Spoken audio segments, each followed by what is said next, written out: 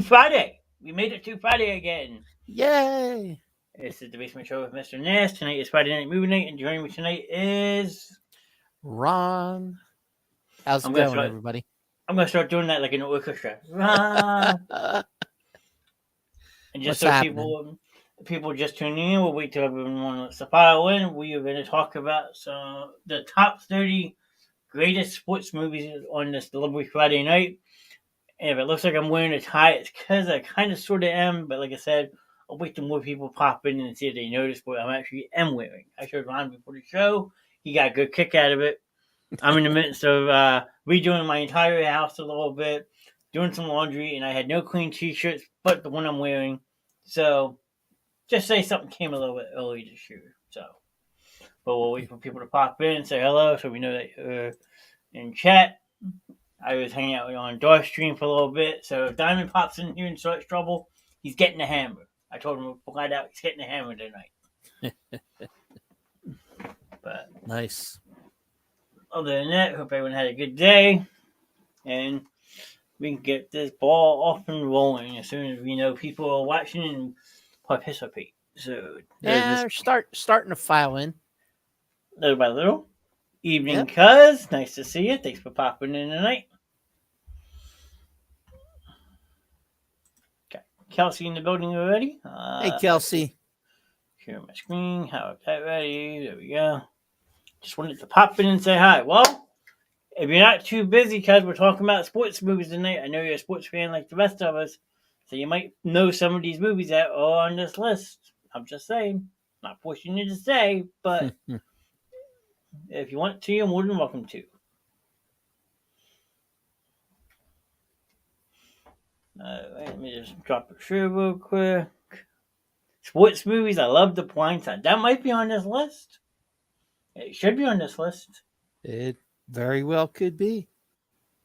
I'm just confirming real quick. Yeah. It did not make the top 30 list, though. No. But that is a great movie. I'm surprised. Unless you ask Michael Orr. Yeah, Michael Orr wasn't too happy with that movie because they doesn't feel like they portrayed certain facts about it the right way. Can somebody get the door? It is number 54 on this list, so that is a wire down from where we're going to be starting at tonight. But at least it is on the best sports movies of all time list, just a little bit down further down the list. So, hello. Oh well, I didn't know that about Michael Orr. Yeah, Blindside is supposed to be based on a true story. It's just like any true story, they try to help yourself. What's the word I'm looking for? Tell a different story than what really happened. And there's one movie on this list that Ron can't stand that is supposed to be based off a true story, but was told a little unfactual compared to the actual events. So we'll get that one going in a couple of minutes. I'll give you a hint. Yeah. Fair enough. All right, let's kick this thing off, Johnny. All righty. Let's start with number 30 on the list. And it is a personal favorite of mine. And that would be Talladega Nights, the Ballad of Ricky Bobby. If you ain't first, you're last. That's all I'm going to say. Little Will Ferrell action going on. Sacha Baron Cohen, absolutely brilliant in this. There's some of you may know him as Borat. Some may know him as, a number of different characters, but he was definitely hilarious in this one. And then you got some other John C. Reilly in there. Yep. And what's her name? Whole bunch of people, actually. Name is right out of my head. Jane. Jane Fonda? No. No. Uh, Jane Lynch Jane Lynch. Jane Lynch. as his mother. Yes. Yes. And Leslie Bibb, Amy Adams, yeah. Gary Cole played his And father.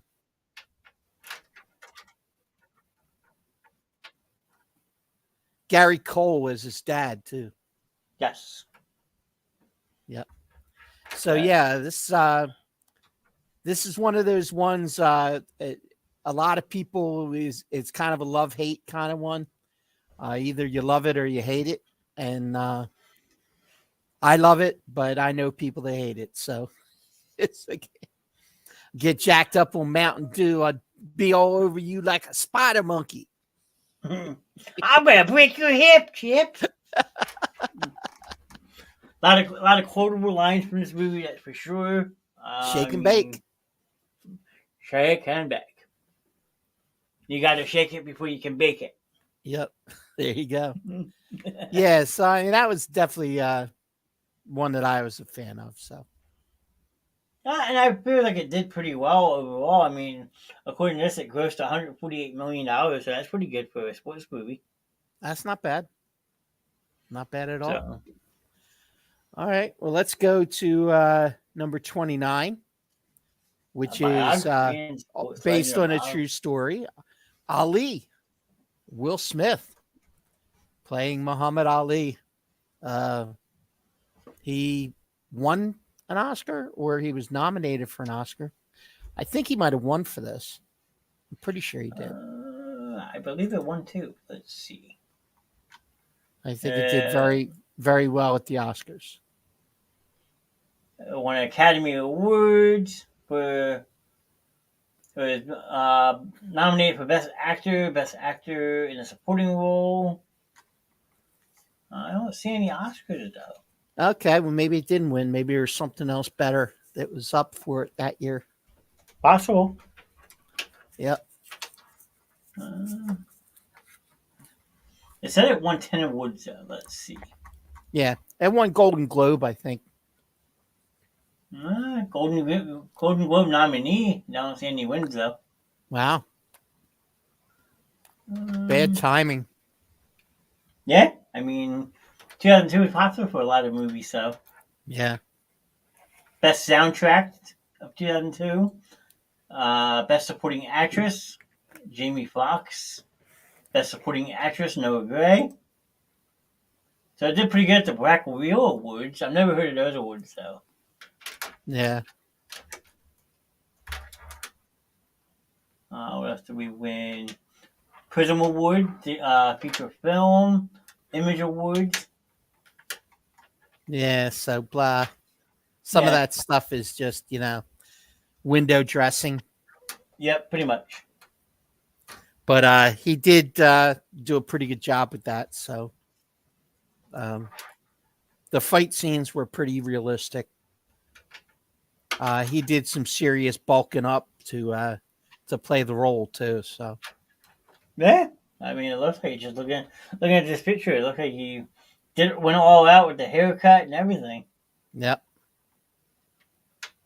So more power to him. Yeah, man. Okay. Number 28, a movie I've never heard of, The Color of Money. Oh, you never heard of Color of Money? Nope. Tom Cruise, Paul Newman, was actually a very highly acclaimed movie. Also was up for some Oscars. Was about billiards. Actually, there were some real life characters who were portrayed in the movie, like Minnesota Fats, and what was the other guy? There were Willie Moscone, who was actually from Cherry Hill, who lived in Cherry Hill for most of his life. So South Jersey represent. Yep. So yeah, really, really good movie. Basically, it was a sequel to the movie The Hustler that Paul Newman made back in the 60s. Now that one sounds familiar. Yeah, well, this was a sequel many years later Okay, with him playing the same character. interesting. Probably a Definitely young worth Tom Cruise. definitely worth a watch. I gotta get my sticky notes ready, I guess. Yeah, I am on vacation, so I can watch plenty of movies. there you go. The Color of Money. All right, we'll move up to number 27. Seabiscuit, True story. our first horse movie. Tobey Maguire,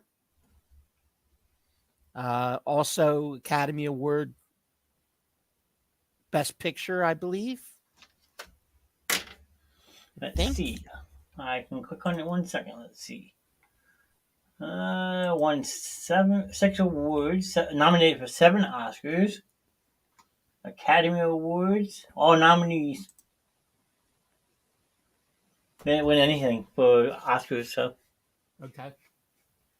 it was just all nominees. Again, tough year. I guess it must have been a tough year Yeah. for that too, because did you figure out how good of a movie it was? Very highly acclaimed movie Yeah, based on the Triple Crown. Seabiscuit, who actually was before Secretariat, was the last horse to win the Triple Crown. 1973. Mm-hmm. I think I'm right. I believe so. Somewhere right around there. Yeah, I know. I can't think of it off the top of my head, but I'm not that smart anymore. But I think it was right around there. So Yeah. All right. So next on the list. number 26. One Take it away. One of Ron's least favorite movies.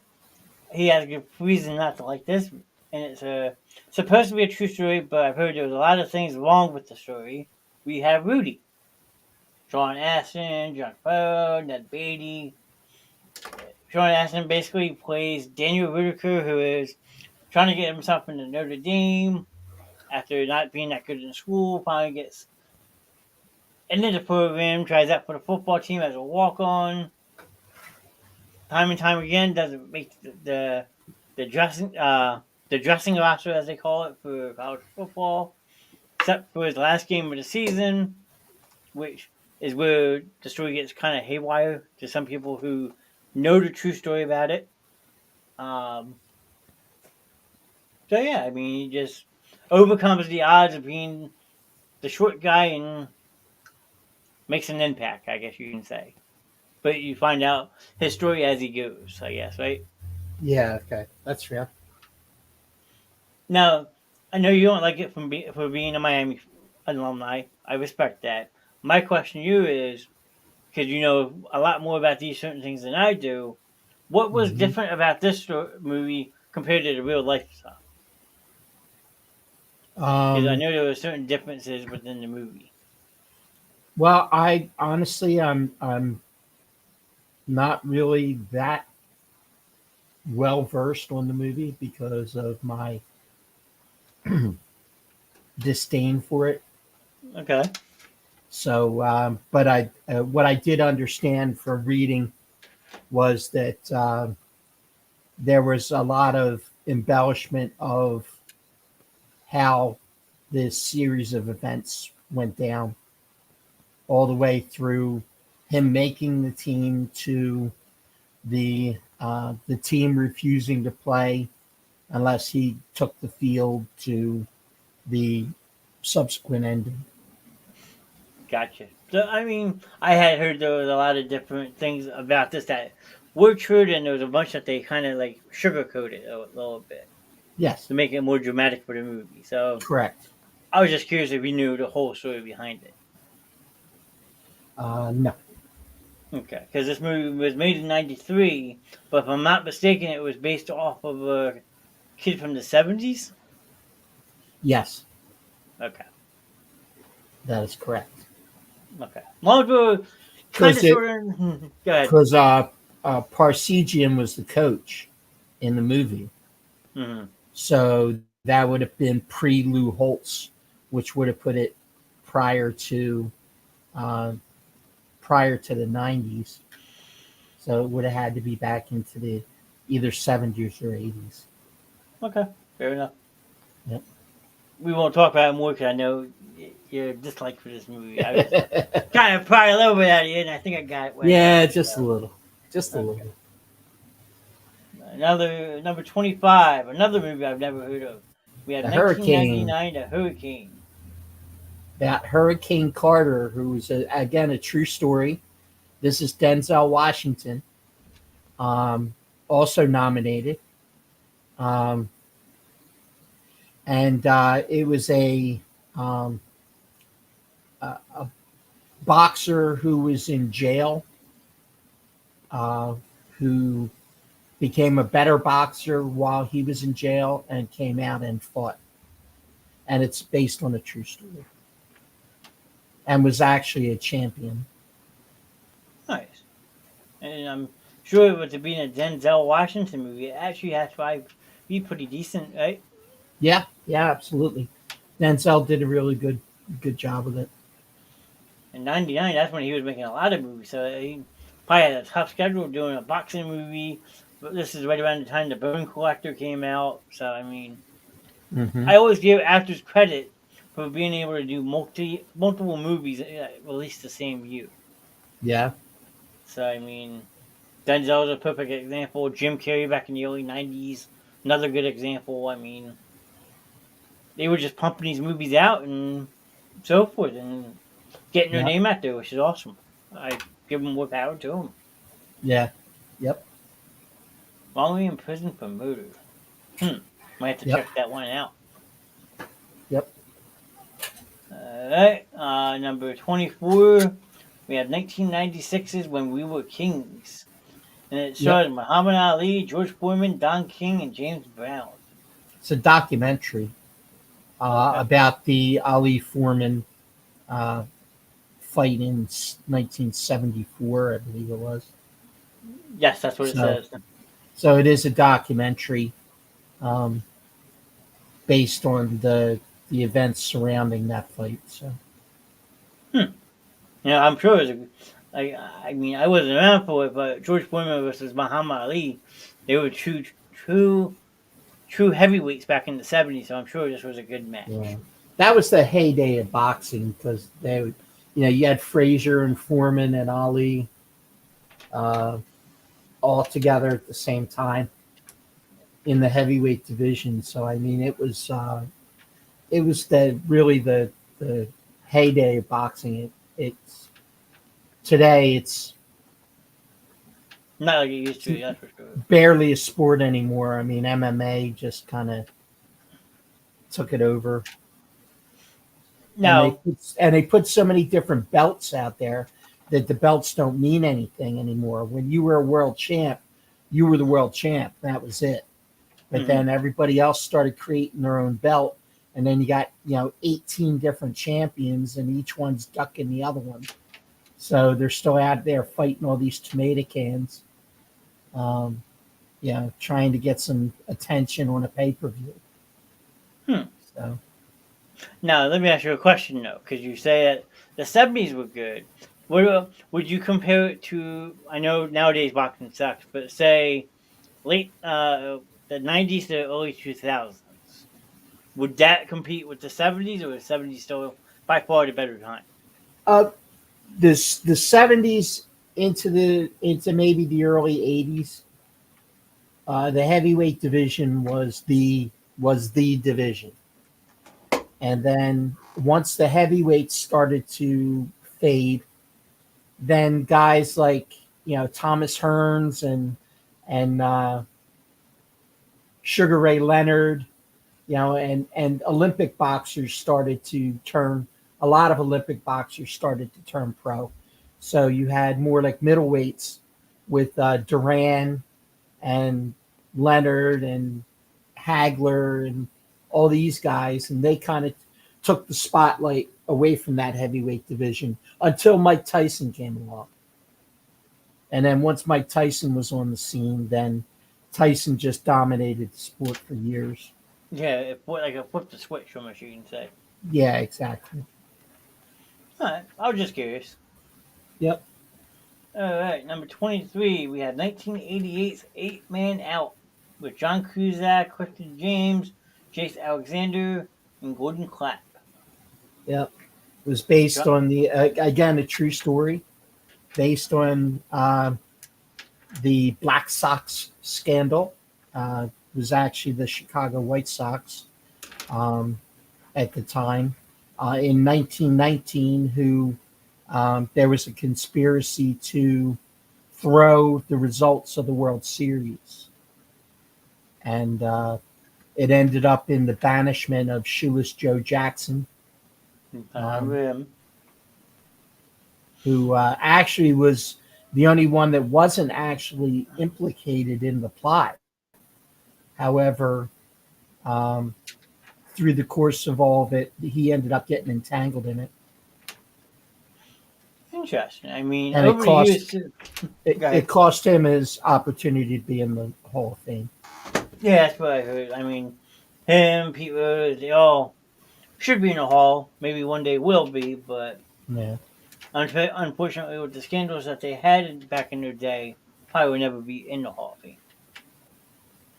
Well, there was a But big push for Shoeless Joe Jackson for years and once he passed away, and there was a big movement to try and get him in the Hall. you think he ever will or no? I'm not sure. I kind of doubt it, but you never know. Stranger Yeah, things have happened. that is very, very true. Yep. But no, but what I was gonna say is any movie that you see about Shoeless Joe Jackson normally has someone pretty good starring him. Like this one, probably John Cusack stars as Shoeless Joe Jackson. Mm-hmm. Another movie up the list, we have another well-known actor portraying Shoeless Joe Jackson. Yes, I correct. mean, it must be cool to be Shoeless Yep. Joe Jackson if you get that kind of role. I guess. I mean, I guess it's an attraction when you don't have to wear shoes. Because I don't know if it was on here or not, but Cobb, the Ty Cobb story, that was Yeah. also portrayed by a very good actor too. Yes. Yeah, it was actually. So, Is that right. on the list? That's not on the list. I don't think so. I didn't But have it. yeah, that was Tommy Lee Jones, correct? Correct. All right. Yeah. And he actually even looked like him a little bit too. Yeah, a little bit. Yeah. Okay, number 22. If you like golf, you like this movie, we have Tin Cup Yes. with Kevin Kevin Costner, Costner, Rene Russo, Don Johnson. and don't forget Cheech. Oh yeah, Cheech Marin. Yeah. Come Yes. on, you can't forget about Cheech in this movie. Come on. Is it? Yeah, he was good as his caddy. Yeah, Yes. This is a good, really good story. I liked it. It was very entertaining. And Oh, absolutely. Costner did a real good job. Oh, absolutely. I mean, you qualify for the U.S. Open, and day one you wake up with the shanks. Yeah. I mean, how many people can say they ever played the game of golf and haven't had the shanks? I know I can't say I haven't. I Yeah, mean, I might have yanked a few in my day. but did you ever wear the contraption he wears in this movie? No. With like the hat and the golf ball in front of your eyes, like memorizing yourself. I mean, Yeah, I mean that is something that they do use though. I mean, there's golf schools where they use apparatus similar to that, just to force you to keep your eye on the ball. true. And then who would have known he wound up hooking up with a therapist and yeah, Rene Russo too, Yeah. Yep. who was very popular back in the day in this time period because she was wrapped up in the Lethal Weapon saga too. Right. So And I another mean, movie that's on the list. and then another movie that is on the list. Okay, like I said, I try not to peek too far ahead. It I better like be this. on the list. The one I I'm like the thinking. suspense. Okay, I can't help it. Yeah. The next one better be on the list. The one I'm thinking All of. right. Anything else about Tin Cup? Or No, not really. You know, great golf movie though. absolutely. Would you say top three golf movie? If you had to Uh think about golf it, it'd movies be overall it'd time? be close. It'll be close Okay. because there's um you got to throw Happy Gilmore. You got to throw Caddyshack. You know, you definitely do not have to throw Caddyshack too. No. What But movie? Legend of Bagger Vance with Will Smith Very good would be one. another one. Um, and the one with Shia LaBeouf also. There was another. What the heck was that one? Oh, make me think now. Yeah, that was a good one too, and that was also based on a true story. Fair enough. I can't remember the title off the top of my head. Yeah, I'll have to research that one. Yep. All right, number 21, we have Chariot of Fire. And that song, do do do do do do. Yeah, based on the Olympics, um, on running cross country. I guess if you consider it cross country or marathon. It says 1924 Olympics. Knast has an issue with pride and conscience. Now I know this one won Best Picture. Probably from the 1981, so let's see. Won four Oscars. Yep. So yeah, Best Picture, like you said, Best Actor in a Supporting Role, Best Director, and Best Writing, Screenplay Written directly for screen. And Not best, not really a lot of actors that anybody would know in that because it was a primarily a British production. fair enough. So I mean, if you like running and like the Olympics, it might be a movie that we'll check out though. yeah, yeah, that's true. Get a little history lesson. True.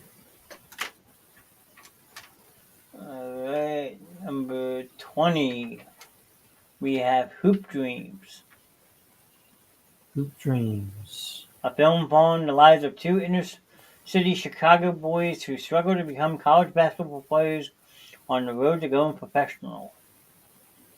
Yep. Never heard of that one. I've heard of it. I don't know that I actually watched it all the way through, but I'm somewhat familiar with it. William Gates, Arthur Age, Emma Gates, and Curtis Gates. That's a lot Yeah. of Gates. I mean, I wonder if they're all related in a sense. I'm not sure. So it says a documentary and drama. So it came out in 1994. Okay. All right, number 19, 1942, The Pride of the Yankees. Pride of the Yankees with Gary Cooper and Babe Ruth appearing as himself Oh, nice. in this one. Uh, kind of branching out, one of the earliest actors to dip their toe in the acting pool Mhm. and still be a baseball player. So, yeah, I mean, very highly acclaimed at the time. Um, Gary Cooper was the traditional lead. It's based on the life of Lou Gehrig. Yes. So, um, but yeah, definitely black and white. Not much else to say about it, really. Now, Lou Gehrig passed away in 1939, correct? Around there, yeah, So Gary Cooper portrayed him? that's correct. Okay. So this was actually probably made past with the passing of Lou Gehrig in the in the past, I should say. Yes, correct. Okay, Correct. gotcha. Mm-hmm. All right, number 18, A League of Their Own. Oh man, this is such a great movie. What'd you think of this one, John? I actually enjoyed it. I mean, I thought it had a good cast all around. Tom Hanks portrays a great manager. You have Gina Davis, Lori Petty, Madonna, Rosie O'Donnell, top to bottom, all-star cast. Good storyline behind it. It was about the women's professional baseball league that started during World War II with the men being shipped off seas. The women left the kitchens, as they say in the movie, to the takeover for the men. They formed the women's professional baseball league. And there's that fancy little song that goes with it. I forget how it goes. But no, I thoroughly enjoyed this movie. This is directed by Penny Marshall, Laverne of Laverne and Shirley. Um, and actually, at the end, uh, when they open up the wing of the Baseball Hall of Fame, a number of the people that were there were actually members of that league. That league actually did exist. Oh, I believe it. Yeah, it was very very emotional kind of movie. Um, I got a little bit of sniffles at the end, you know. It's just, well, members of the women, I can't remember how the song goes. when the son is talking about his mom, and then at the Hall of Fame dedication, Yeah, Stillwell Angel. Stillwell Angel, You're gonna lose. who actually was also in Pee Wee's Big Adventure as Francis. That is true. He was in. I need to look at his picture real quick. Where'll be at? Is he even on here? He is not. It was a small part. It's yeah. Trying to remember his name. Stillwell. Mumbles, no. He has to be on here somewhere. Yeah. Mark Heller, no. Ticket Scalper. Mark Holton. Okay. So, if you like scary movies, Mark Holton is actually in the original Leprechaun movie too. Oh, okay. That and I'm pretty sure he is Leprechaun. He could what else was he in? Hold on, this is gonna bug me now. He's also in Little Giants. Okay. He plays the one kid's father.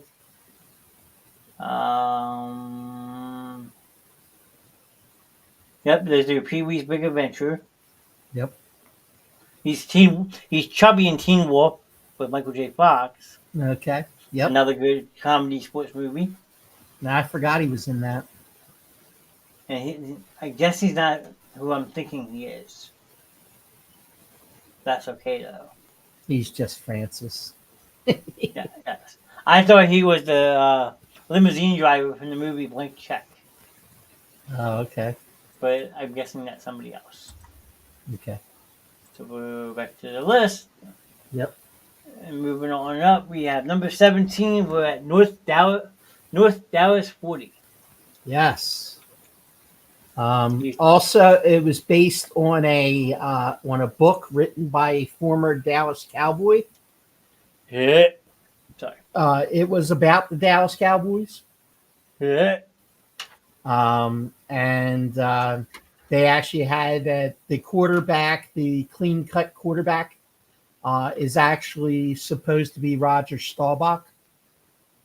The wide receiver, played by Nick Nolte, is actually Lance Allworth, based on Lance Allworth. Okay.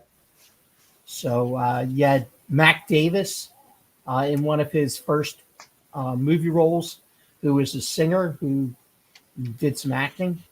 and he was really good in this. Nick Nolte, um, great movie. I would watch it, but it's a Dallas Cowboys movie, so it's forbidden on my TV. I might break my TV. Yeah.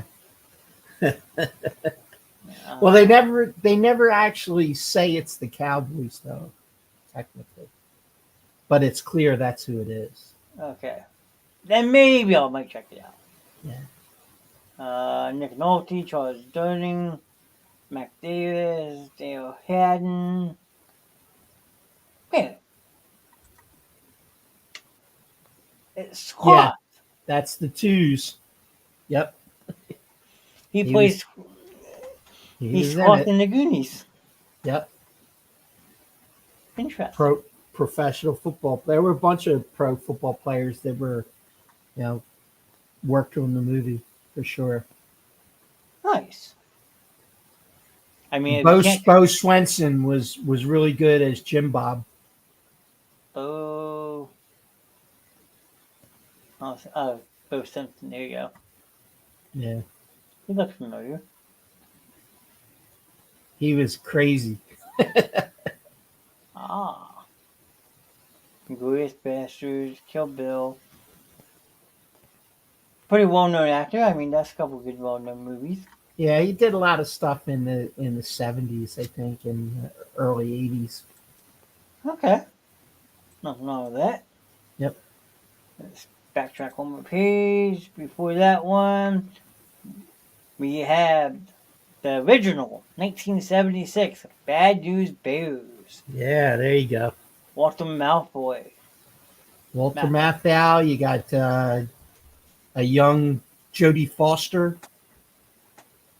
Or no, Tatum O'Neal. I'm sorry. Tatum O'Neal. You got Jackie Early Daly. Haley. I'm sorry, Haley. As Kelly Leak. And yeah. There's not much you could say about this. It started a franchise, plus, pretty much weaved its way into American folklore because then at any time there was a team that was underperforming, then they were denoted to be the Bad News Bears. Fair enough. Now, question is, which one did you like better? Did you like the original 1976 or the remake with Billy Bob Thornton? I like the original. I thought Walter Matthau played that role. He was just grumpy enough, you know. Well, after he did this one, he went on to make Grumpy Old Men. So, I mean, This is true.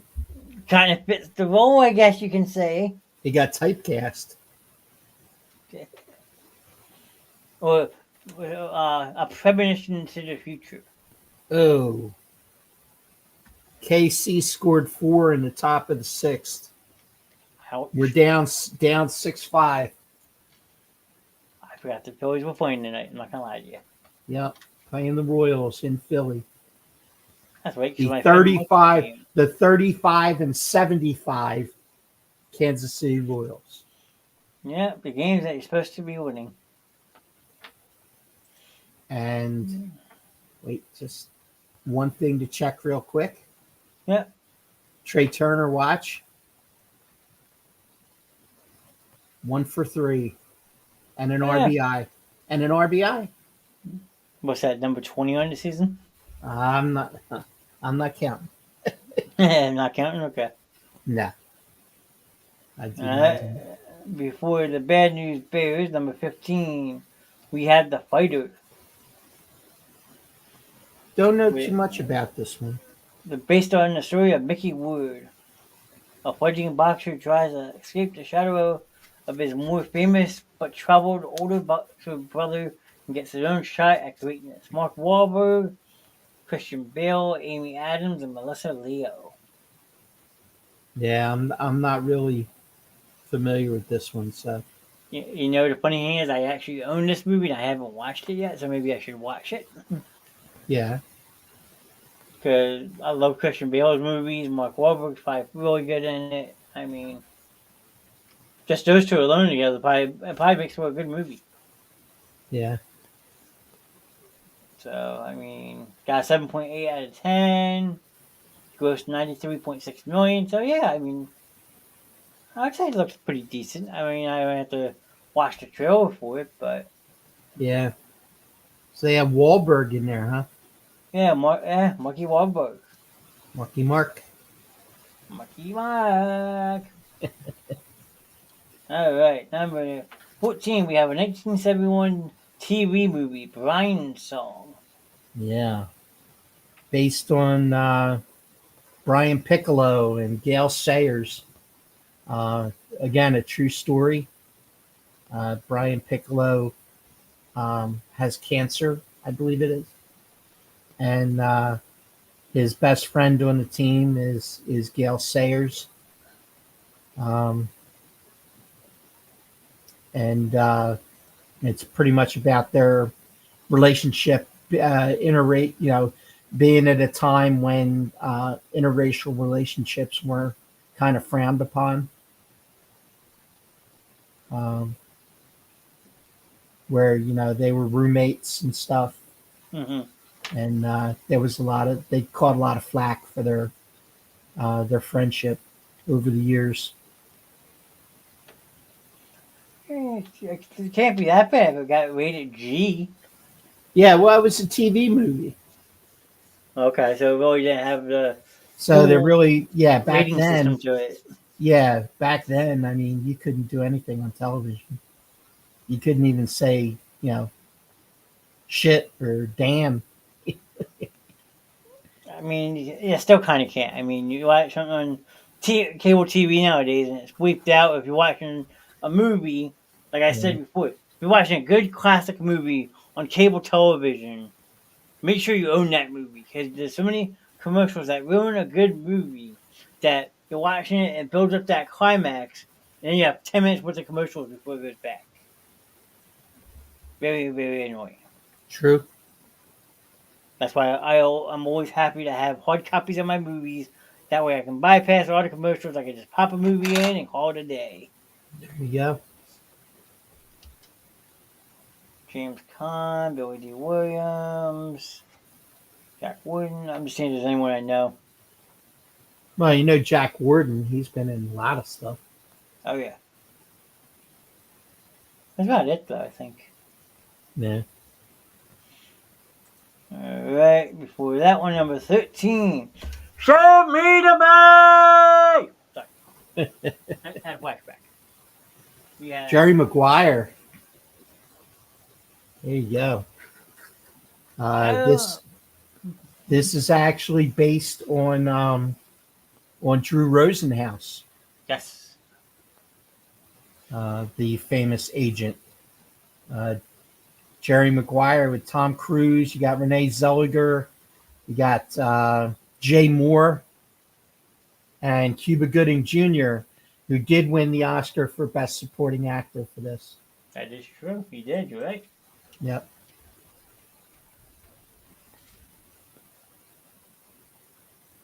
Hold on. I gotta do it. I gotta do it.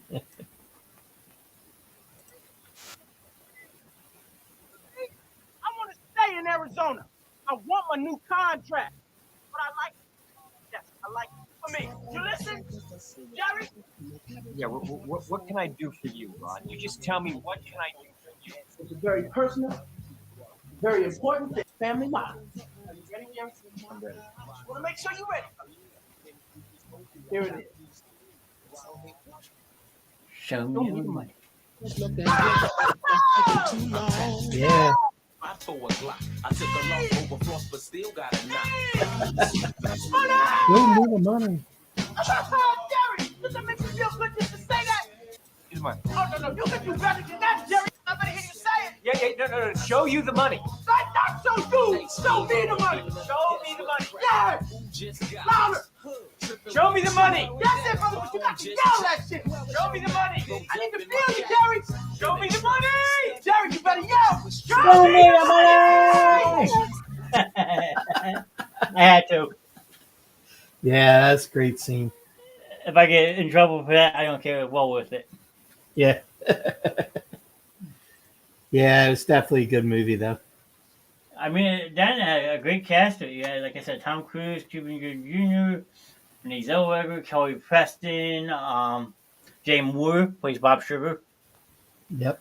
I mean, then the little kid's name, I forget his name. He's in a lot of. Yeah, what was his name? I gotta look. Because they're twins, actually. Yeah. Jerry O'Connor was in this one as the Oh, yeah. I quarterback. forgot he was in there. Yeah, he was the quarterback. Jonathan Lipinski. Lipnicki. Yeah. Thank you. Bonnie Hunt. Yeah. Yeah, there's some good stars in that. Definitely.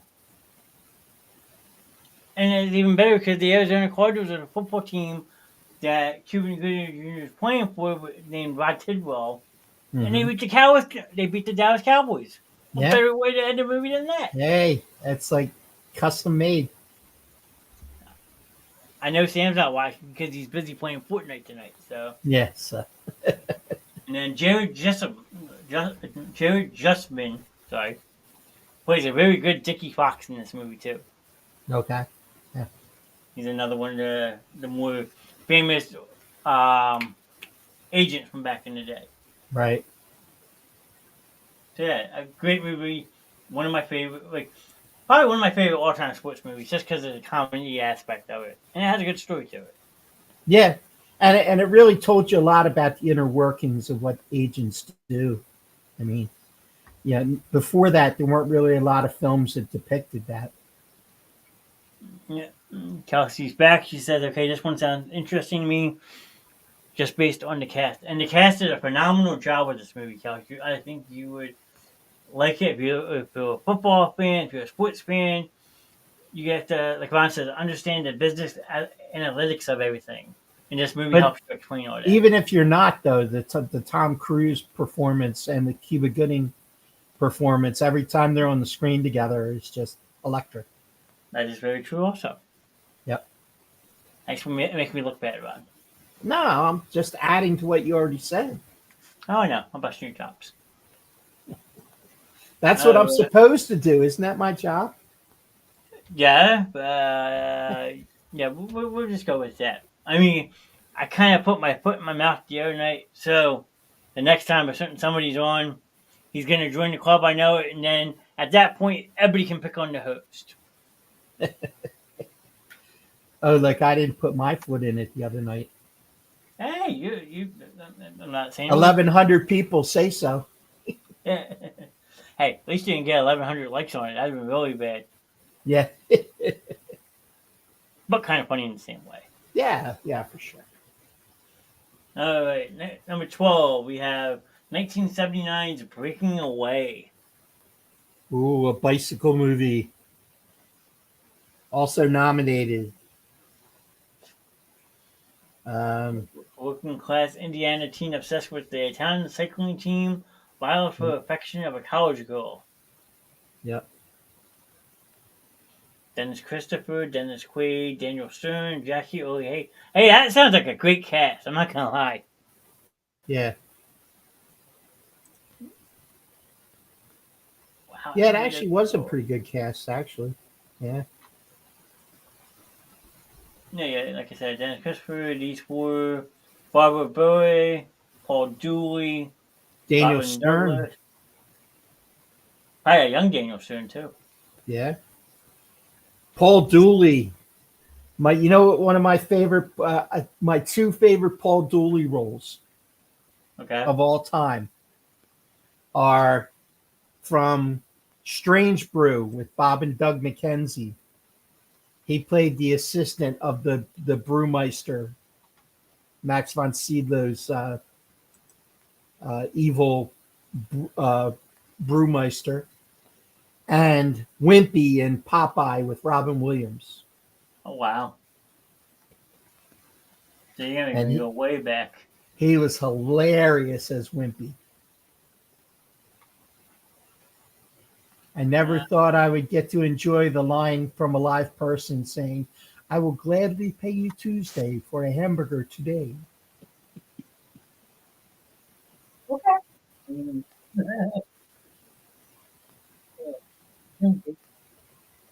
Oh wait, he was the dad in 16 Candles. Yeah, And correct, yes. I'm just looking at the I know.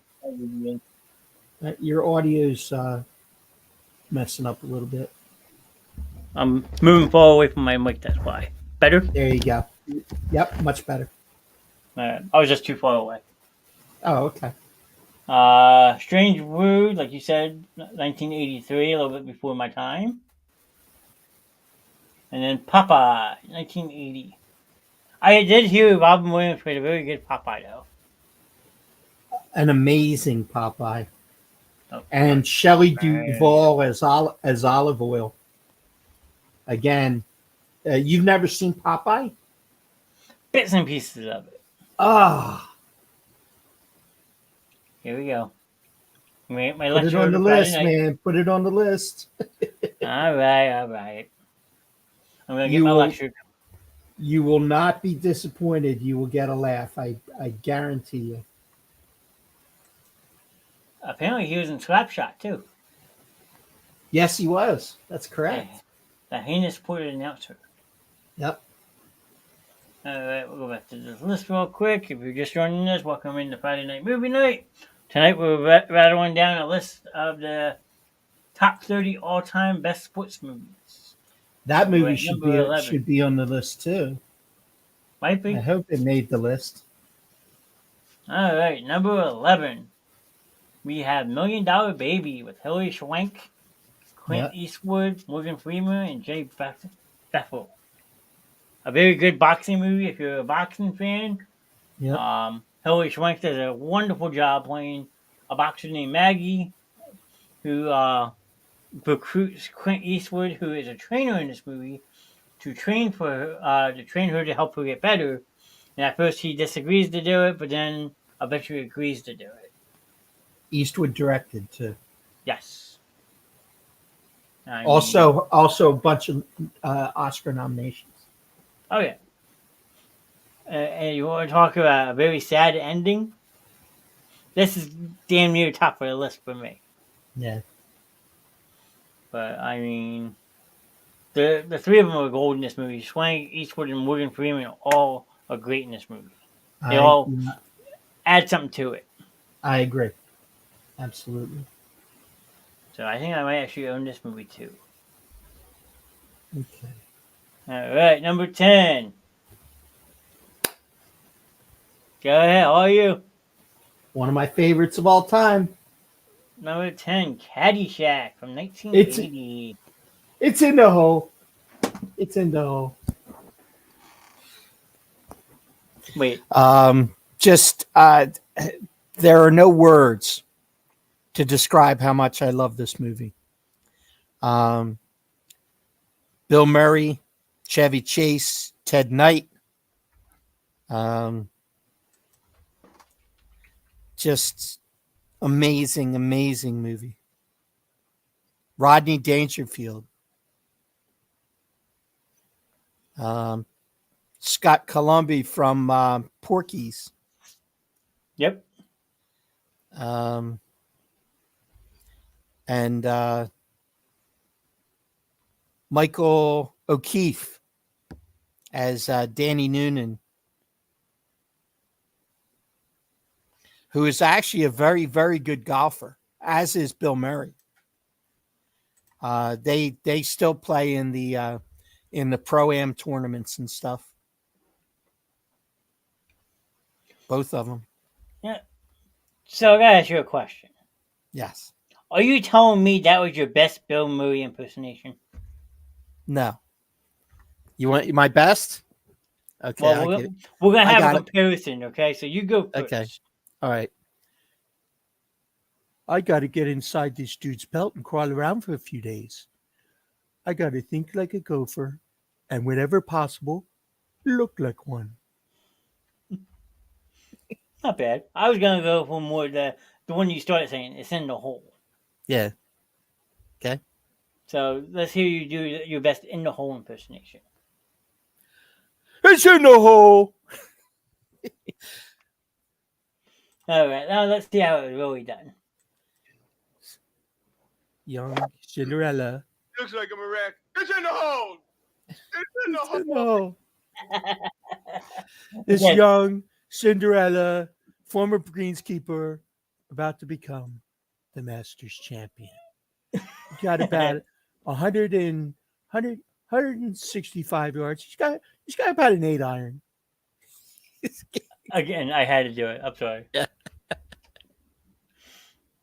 Some movies like this, like likable quotes like that, and someone imitates it. I gotta try to Yeah. call them out and have some fun with it. I mean, Well, we're waiting. I actually did that on the one reel from a couple weeks ago. Yep. And it actually fit perfectly. Yep, it did. I mean, Great story about Caddyshack, real quick. And I've told you this story, but I'll tell it again, just in Okay. case there's somebody here who didn't hear it. They had trouble finding a location. Harold Ramis was the director. And they had trouble finding a location that would allow them to film a golf course. And they searched around for a while, and they finally found a course that agreed. And but they didn't give them the whole script. They would just give them their script, pieces at a time. So under the guise that they were still being rewritten. So they got to this one scene, which is the final scene of the movie, where they literally blow up the golf course with dynamite. Well, this golf course said, yeah, you can't do that. We're not doing that. You're going to have to shoot that somewhere else because we're not going to allow it. And they said, okay, fine, no problem. We'll make other arrangements for that. And the last day of shooting, the executive producer, John Peters, took the owners of the country club to offsite for a very fancy luncheon, to celebrate the end of shooting of the film. And, they went ahead and they took limousines and they whisked them off, and then they blew up their golf course. They literally caused a substantial amount of damage and had to obviously pay for those damages, but they were willing to do that to get the scene they needed. So, yeah, I mean, they probably made enough money on this movie to pay for it then some. So it did not do a big box office, though. I mean, it did okay for the time, but it wasn't exactly a huge box office. Its life definitely started in video and grew from there.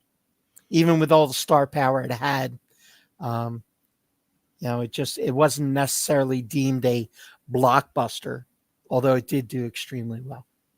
So then this would fall on that whole cult classic list. Yeah, kind of, sort of. I'll give you that.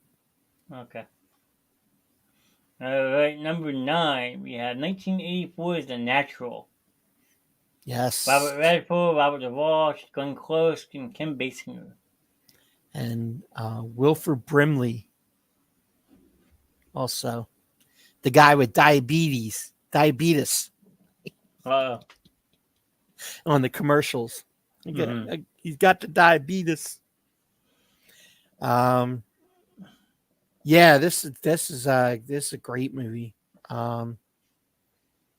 Great story about an older baseball player who finds success. Some of it's a little far-fetched, but nonetheless, it was a great film. I kind of feel like they I want to say redid this, but they kind of did with the movie with Kevin Costner in it, For the Love of the Game.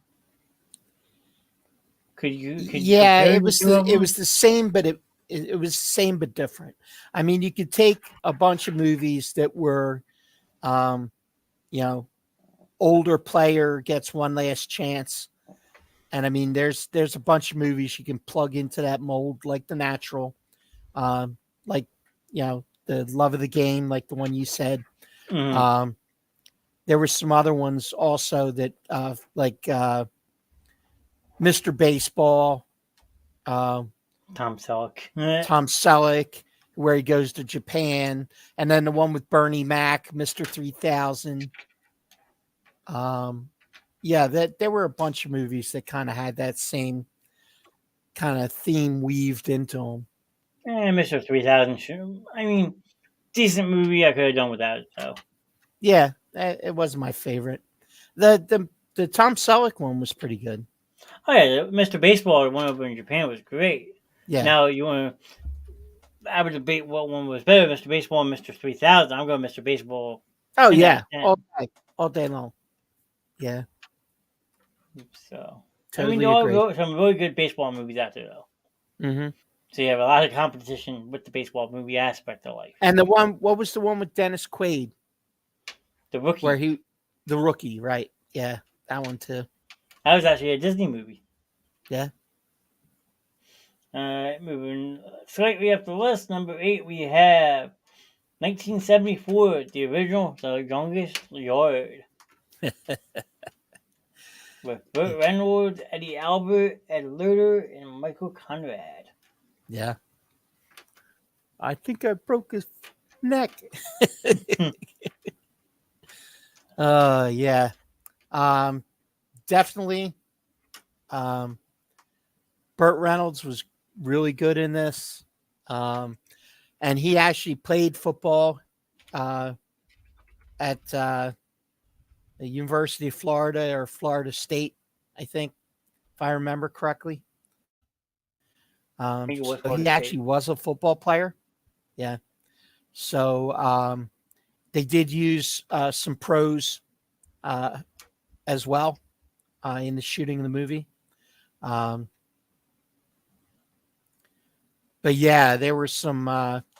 The guy Richard Keel, who was the one I think that broke his fucking neck, was also in Happy Gilmore as the guy with the nail in his head, Mr. Lawson. Mr. Larson.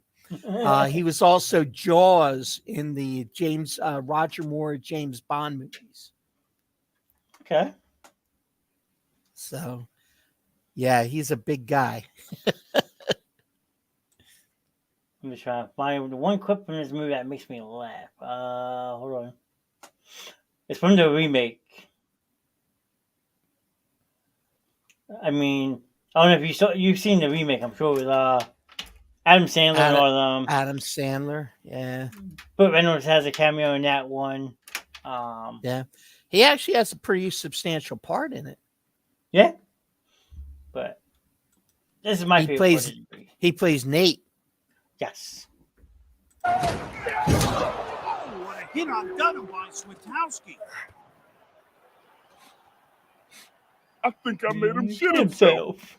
Yeah, that's the same scene. I think he just shit himself. That was the replacement for I think I broke his effing neck. Oh, okay. Was it really? It's the same scene, yeah. Interesting. If you went to the original and saw that same scene, he says, I think I broke his effing neck. And then everybody repeats it. I think he broke his effing neck. Well, I can see if I can find it if you want. Yeah, go ahead. And you'll see the similarity. All right, let's see.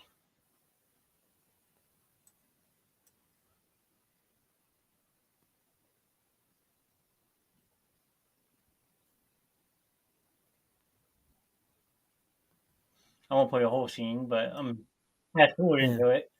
Yeah.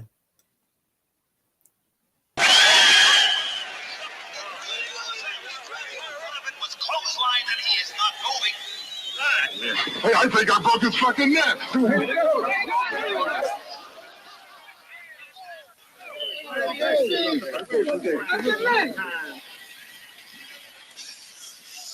I think he broke his fucking neck.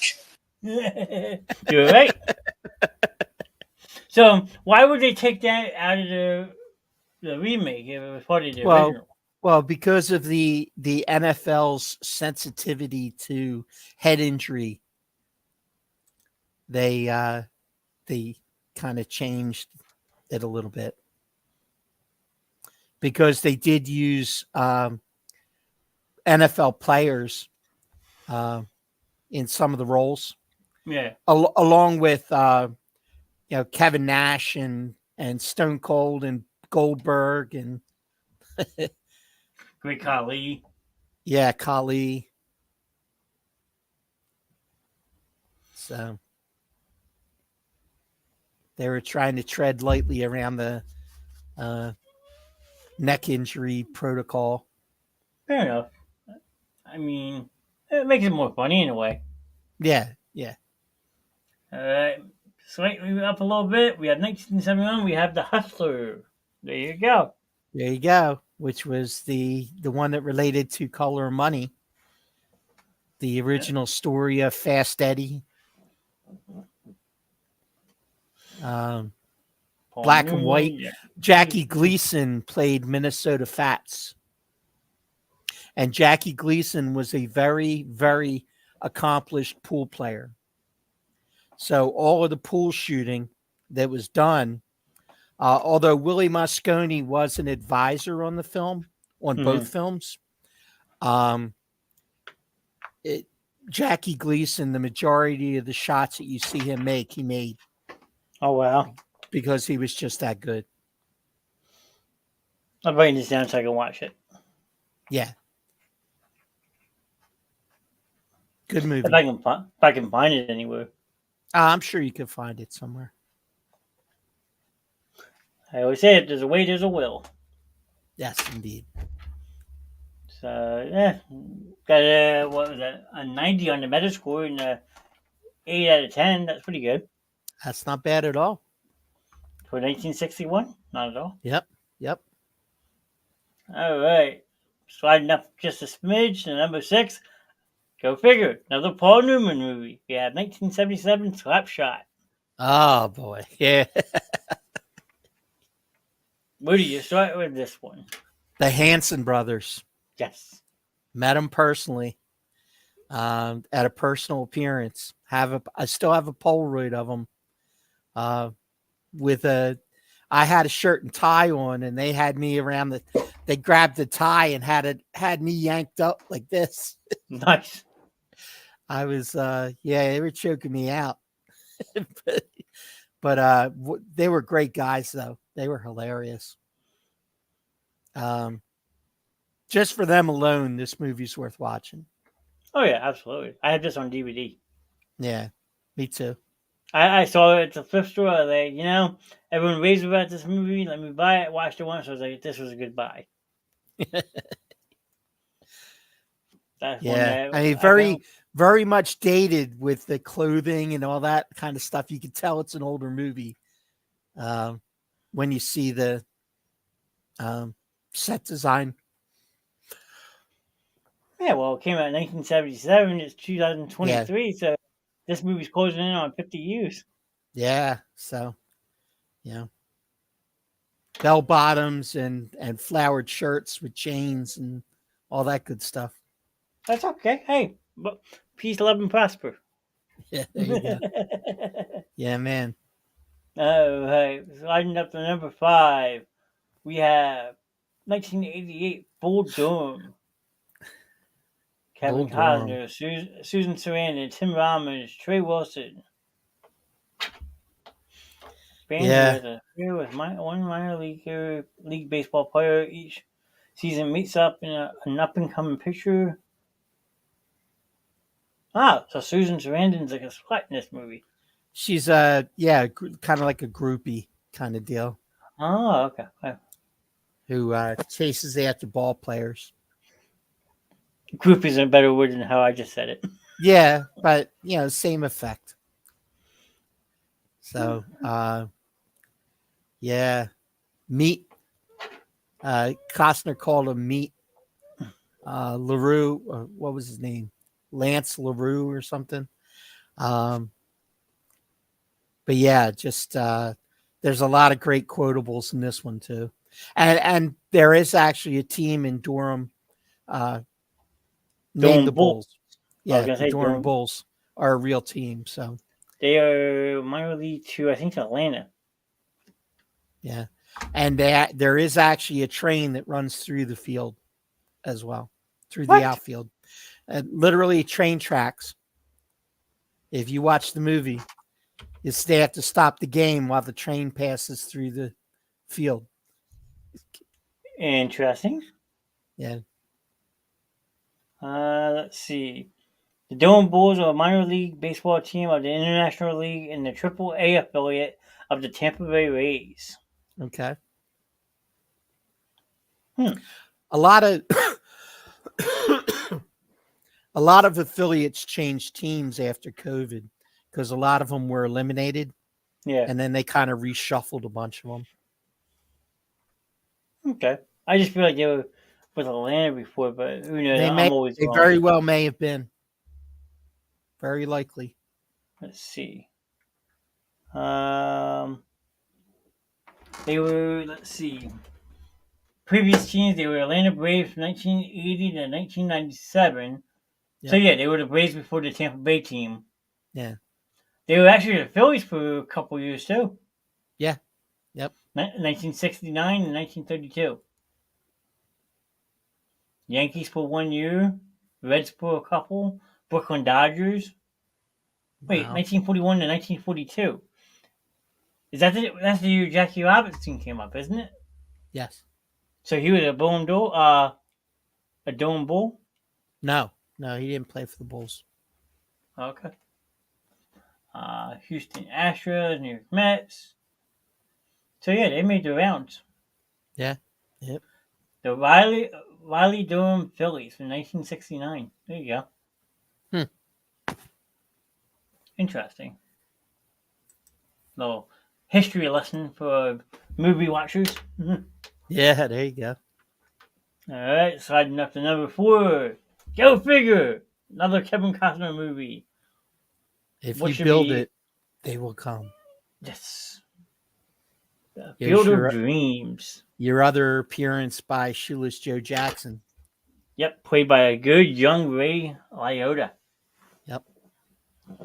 Yeah, James Earl Jones in this one. Amy Madigan. Amy Madigan is Costner's wife. Who else is in this? Gabby Hoffman. Frank Whalen as Archie Graham. Somebody else in this one. I call Timothy Busfield, who was Poindexter in Revenge of the Nerds. Yes, he plays his wife's brother. Brother, right? Yeah, and he was also on one of the hospital shows, St. Elsewhere, maybe. Hey, 1 second. Evening, Gary. Thanks for popping in tonight. He was definitely in one of them. Let's see. One, a lot of boys, Miss Family, The Night Shift. Children's Hospital, 1 episode. No, he was a series regular in a hospital show as a doctor. Trying to look at the number of episodes. 12 episodes. 30 something? He was in 30 something. Yeah, it was before that even, I think. 85. John Trapper? Yes, Trapper John. Yep. 1984 to 1986, he was in 39 episodes. Yes. Yep. That's There what you I was go. thinking of, I guess. Okay. I knew I pictured him in a doctor coat. Have no fear, I will find the answer for you every time. There you go. Thank you, sir. That way I won't lose any sleep tonight thinking about it. Googling at 3 o'clock in the morning. Hey, easy there, buddy. Help me. No, you're going to try to be like me. I get it. and look, I'm still paying the price 2 days later. Yeah. But no, Well, I feel for your insomnia sometimes, the way you get all wound up, but just lose my number, man. Just lose it. I'm getting a text at 3 a.m. It's like, Hey, check this out. Ah! I did not do that. It was 1:15 in the morning. Well, it felt like 3. Maybe for you. Just kidding. Yeah, because You're normal people. I've been accused of being a lot of things, but that is not one. Wait, okay. Normal person out. The voice of reason. Yes, that is me. The voice of reason. So he says. Are we about to fight? I think we're about to fight. But no, the Field of Dreams movie set is actually still out in Iowa to this day, and now the Major Mhm. League has a Field of Dreams game based off this movie. They have their own customized field that they made, same property, about 200 yards away. Mhm. Yes, correct. Pretty cool, actually, I think. Yeah, it's neat that they honor the game like that with that Hmm. game every year. And it's funny how they have the teams walk out of the cornfield Oh, yeah. and they film them coming out of the cornfield when they're coming onto the field. That's I kind of forget, neat. I forget who won the second year, but I remember the first year was the Yankees and the White Sox, and that game was just a slugfest. Yeah. So, Short porch there in the cornfield, yeah, true. Yeah, Gary's provoking us. Let's get ready to rumble. There you go. Go on. And Put them up. Put them up. hey, remember, don't fight with me. I'm Santa Claus. That's right. You never divulged that. You said you were going to when more people were in the chat. I wanted to see if people noticed They just thought you were wearing a red shirt with the tie. Try to be with a snazzy. tie. Yeah. There you go. All right, number 3, basketball movie, 1986 Hoosiers. Gene Hackman. Great movie. Yes, absolutely. How you doing, Gary? I mean, I don't know where you start with this one. It's about a coach that takes over, well, in a local drunk trip. Yeah, he basically takes over Indiana and makes them a laughingstock into a perennial college back in the day. 1950s, this was before Bob Knight. So Right. this is actually what got Indiana on the map, though. Yeah, it kind of did, actually. So, but no, good movie. I have it in my collection. It's probably one of, if not the best basketball movies ever made. Yeah, I think you'd have to put it right up there. Oh yeah, I mean, like I can think of about 5 basketball movies off the top of my head, and I would say this is probably number 1 on out of that top 5. Mm-hmm. So I mean, Is Space Jam in that top 5? the remake or the original? The 'Cause original. The original. Okay, Don't why even we're talking talk about to the me. original. Don't even talk to me about that remake. That was trash. Okay, I was gonna say I'm gonna have to take a back seat for a minute to compose myself, but no, I'd give the original probably the 5 spot. Okay. I mean, you have Hoosiers up there, Yes. Coach Carter, Okay. Samuel L. Jackson, Yep. Glory Road. Okay. So that's 4 out of 5.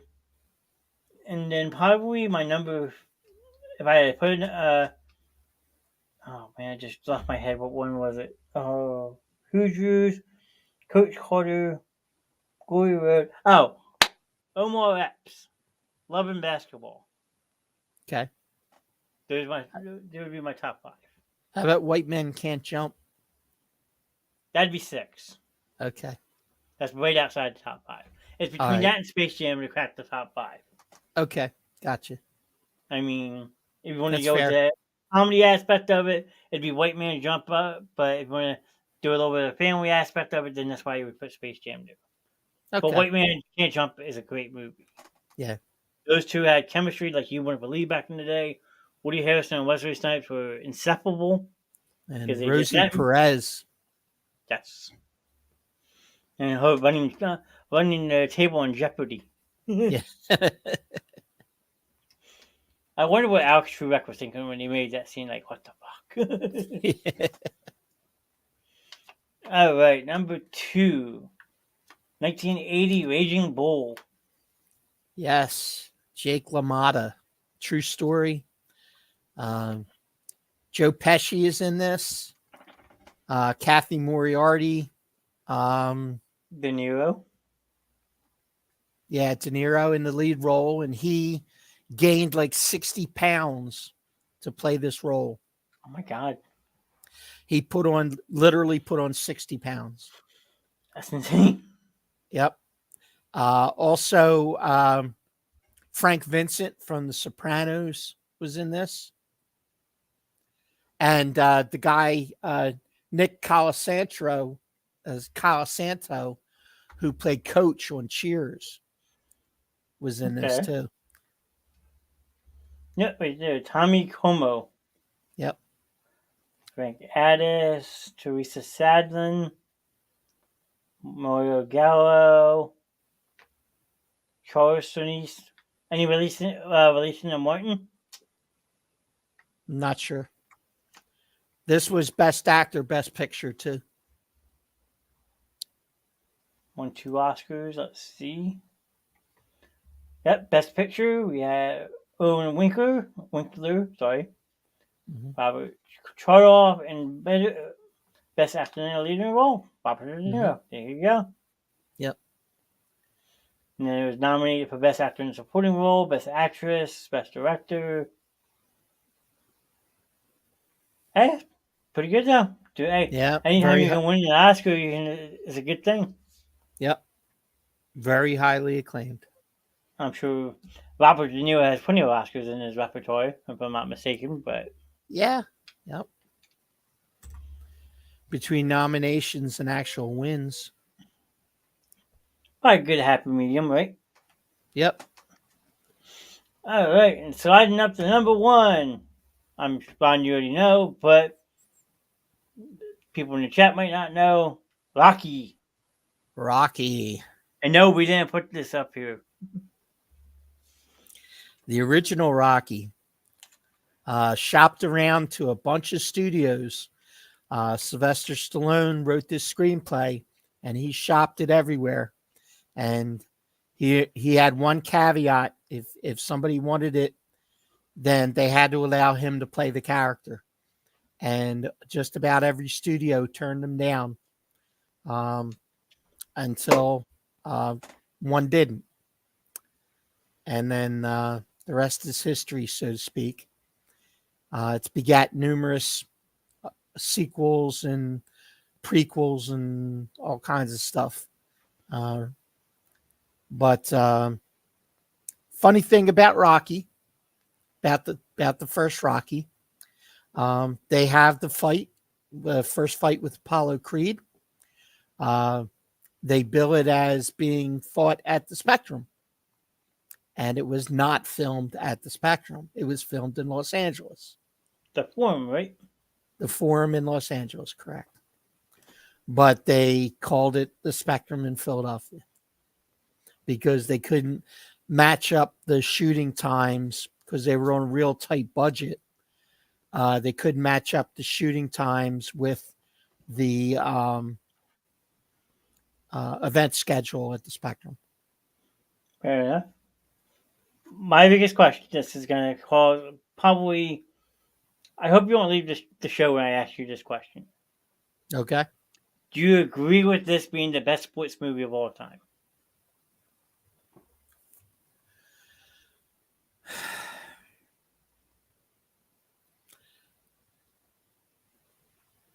No, probably not. I'd have it in the top 5, but I think number Yeah, 1. I don't think I'd have it number 1. I mean, Raging Bull would be right up there. I mean, I think it's well deserved it too. I mean,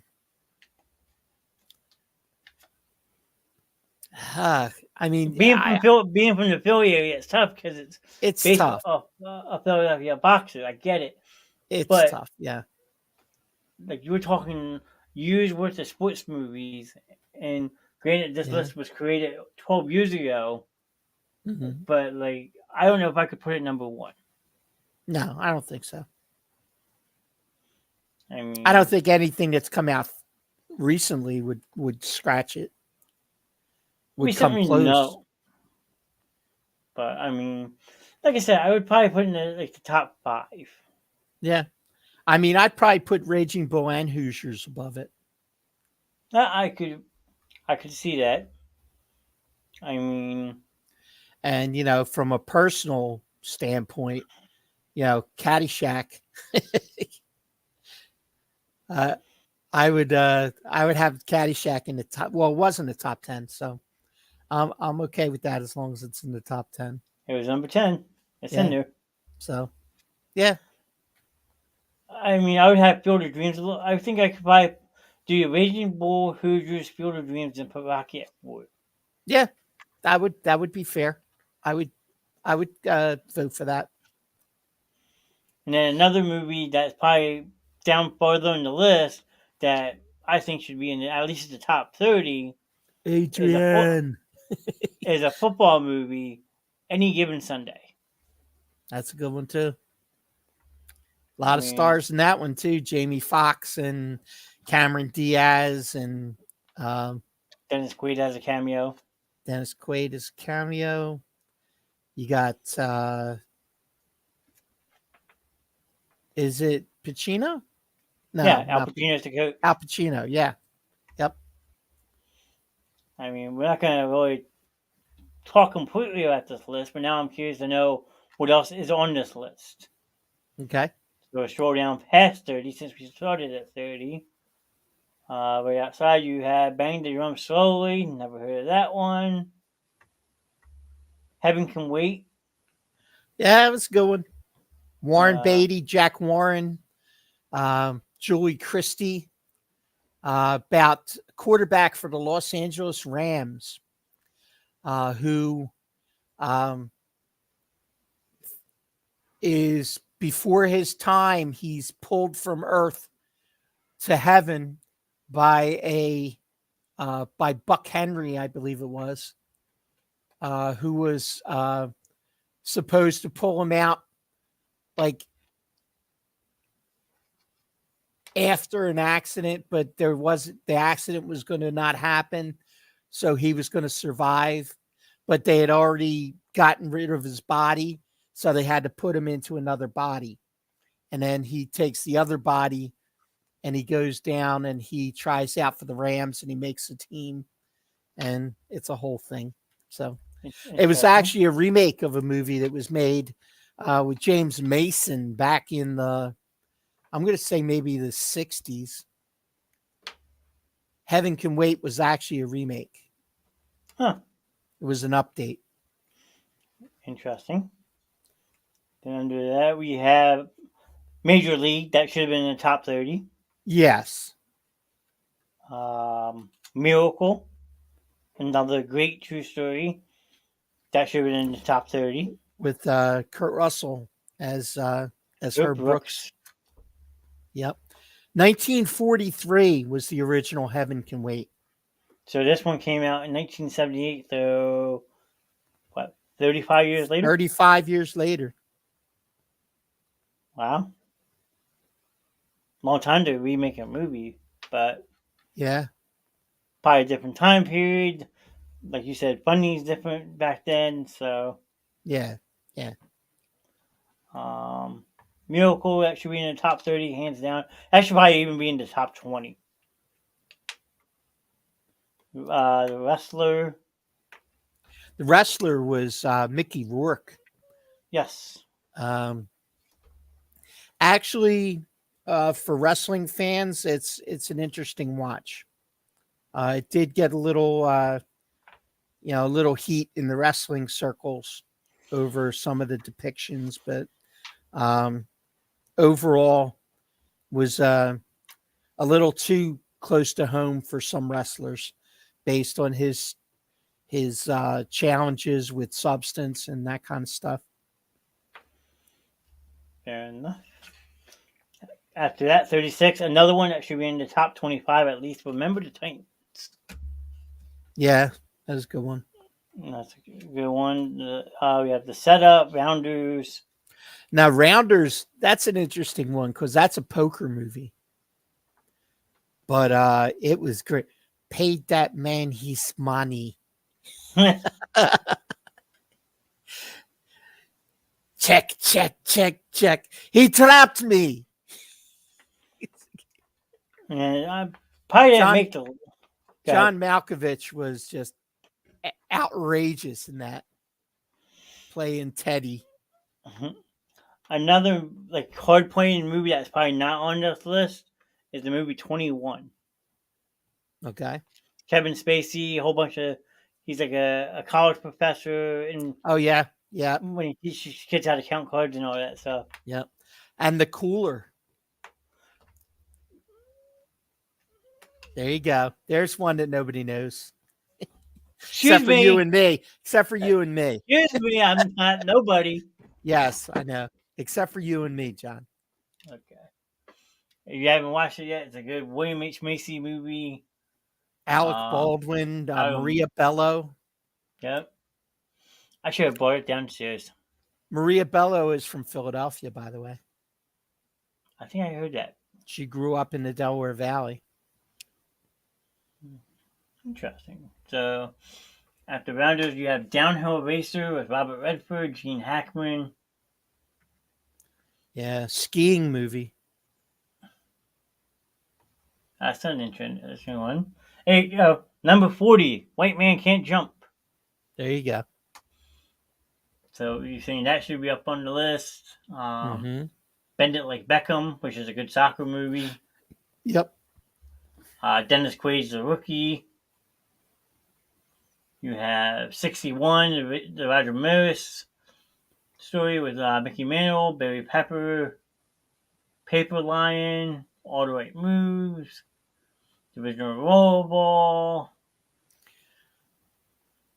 The original Rollerball was pretty good. James Caan, John Houseman, Maud Adams, and John Beck. Yep.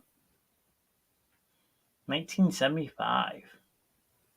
I saw that in the theater. Drive-in or a regular movie theater?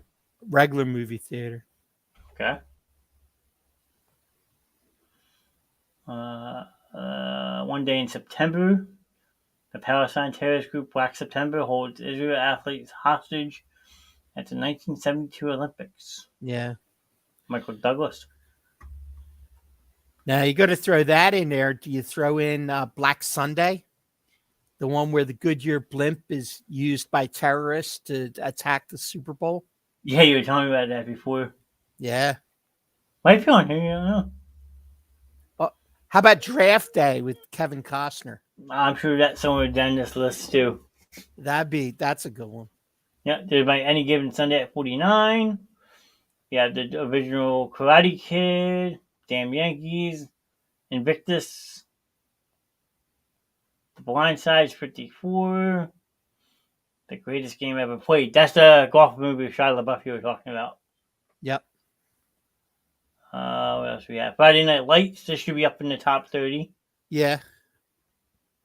Let's see. What else do we have? How about Basketball with Trey Stone and Matt Parker? You know, you're probably one of the few people other than myself that know about that movie. That movie's hilarious. Dodgeball. Isn't Hasselhoff in that too? Oh, yeah. Yeah. Oh, Dodgeball. Dodgeball was tremendous movie. Oh, yeah. Dodgeball should be higher. Number 66. I wish they had made a second one. I think they could have, honestly. I mean, it's definitely debatable if they would have done a sequel, but let's see what else we have. Supporting Life, Hard Times, Long Gone. Patches O'Houlihan. Poor Patches get a sign dropped on his head. I drink my own urine. Not because it's sanitary, because I like the taste. Invincible, number 81. Ooh, okay. That should be higher. Yeah. It was hard to Greg Kinnear as Dick Vermeil was tough to swallow. Yeah, I will agree with that, but I think Wahlberg did a pretty good Vince Papali. And Yeah, Elizabeth Banks did a good job playing his now wife. they Vermeil said himself, he said, couldn't they got somebody just, why they have to get somebody so pretty to play me? What's up, boys? I'm just checking in here. Can I please get 1 million of Trey Turner's 330 million? How the hell does the Phillies lose to the last place Royals? Hey, Turner had an RBI tonight. I don't think somebody's happy. Yep. Chris, I'll make you a deal. You get 1 million, I want 500,000. We'll call it a day. I think that's fair. I'll give you 1 million. Just give me half. Number 82, we have Sandlot. 83, Kingpin. That's a funny movie. Kingpin with Woody Harrelson and Randy Quaid. That was an embarrassing loss, and I got a deal. I'm getting 500,000. Let's go. 7-5. Kingpin was a funny movie. I like that one. 84, we have Mystery Alaska, a good hockey movie. Yeah. Russell Crowe, Burt Reynolds, Hank Azaria. 85, one of the most controversial football movies ever made. The Program. Yeah. If you haven't seen The Program, yeah, you're missing out because it's actually a very good story on how college football and the boosters actually really work. Mm-hmm. 86, Blue Chips. Fat City. 88, Searching for Bobby Fischer. That was a there you go. good movie about chess. Mm-hmm. Wow, Yes. number 91, Glory Road. Yes, Chris, we're talking sports movies. Yes. What was that? 91, Glory Road. Glory Road, yeah. Okay. That should be way higher. That was a good one. Best in Show, The Cincinnati Kid. Best in Show is hilarious, by the way. It's Catherine O'Hara, Joe Flaherty, Eugene Levy. Fred Willard. Yeah, all those guys that were in that that kind of pack that did a bunch of different movies like that. Behind the scenes look into the highly competitive and cutthroat world of dog shows. Yeah. Maybe I have to look into that for when I get Ace. Yeah, there you go. The Youngest Lord, yep, that was in the top 30, the original ones, not the remake though. But we did bring up a little bit of the remake with the whole funny scene from him about shitting himself, and then Vaughn clarified that it was originally, I think I broke his fucking neck, so we brought that scene up as well. We have the Cincinnati Kid, Junior Bonner, the Jericho Mile. I'm able to share this to live stream. I'm able to share this live stream. Yeah, I think you can share it, Chris. Let It Ride. That was a great movie. Let It Ride. Number 99. Oh, 99. Okay, I haven't gotten that way. Let It Ride was a horse racing movie with Richard Dreyfuss. Oh my God, that was a great movie. You would enjoy that one. I'm waiting to see the one I'm thinking on to because I'm not seeing it yet. Richard Dreyfuss, Terry Garr, Jennifer Tilly. Funny movie. A young Cynthia Nixon. I have to look it up. It's cool. I have to go back and write down Richard the name Dimitri, who was Maroney in Johnny Dangerously, was Roman Maroney. Nice. 103, We Are Marshall. That's another good true story with Matthew McConaughey. Yeah. The Life and Times of Hank Greenberg. Grand Prix. Varsity Blues made the list. There you go. 106, that should be a little bit higher. That's a good Yeah. high school football movie. The Express. Young Blood. That's on there. 102. Yeah. Peter Zezel from the Flyers was in that. Patrick Swayze, too. Yeah. Rob Lowe, Cynthia Gibb, Ed Lutter. How can Happy Gilmore be all the way down at 113? Shame, shame, shame. And Coach Carter's right above it at 112. And 114, The Fish That Saved Pittsburgh. Stockard Channing, Dr. J is in that. That was a movie there. And then the last one on the list, 115. We are part of the Jamaican bobsled team. John Candy. Where is Summer Catch ranked on this list? I just watched that last night. Apparently, it's not on the list, Chris, because this list stops at 115. But Summer Catch is a good baseball movie. It's a little teen comedy, romance type movie, but it's a good movie. So just to take a second, The Fish That Saved Pittsburgh. Okay. Okay. Julius Irving, Jonathan Winters, Meadowlark Lemon, Kareem Abdul-Jabbar, all in this movie. The Fish That Saved Pittsburgh. Stockard Channing, Flip Wilson, Marv Albert, Debbie Allen.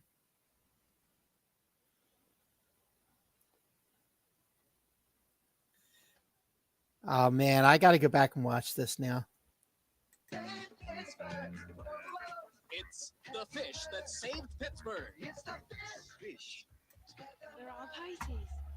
All Pisces?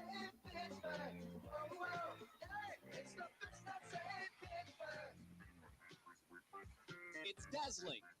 It's futuristic. It's fun. Some balloons for everybody. Huh? Don't kite your Benny. It's got speed. It's got rhythm. It's got style. It's a new sensation, a celebration, and a secret weapon. So you don't get in trouble for the audio. Yeah. You can tell it's from the 70s looking at this preview, though. Yeah.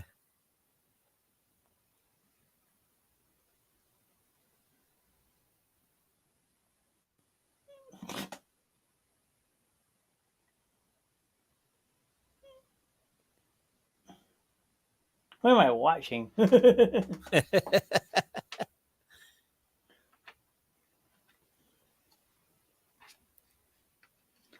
looks like a semi-pro before semi-pro was made. Kind of, sort of. Basically, the premise of the movie was that the reason they put the team together is that all the players were Pisces. And the Stockard Channing is like a psychic who said that if you put them all together, that they would win. And they ended up winning. So very interesting. Here it says Dodgeball. We had mentioned that a couple of minutes ago. Dodgeball is definitely a good sports movie. I'm sure that list has forgot a bunch of them. If you can dodge a wrench, you can dodge a ball. Dodge, dip, dive, duck, and dodge. Dodge. No, the 5 Ds. Yep. Oh no, I was trying to be like the movie. Yep. How he like delays for a second. Yep. I mean, that's a good, quickie, early adult type movie for me. And actually, Ben Stiller met his wife on the set.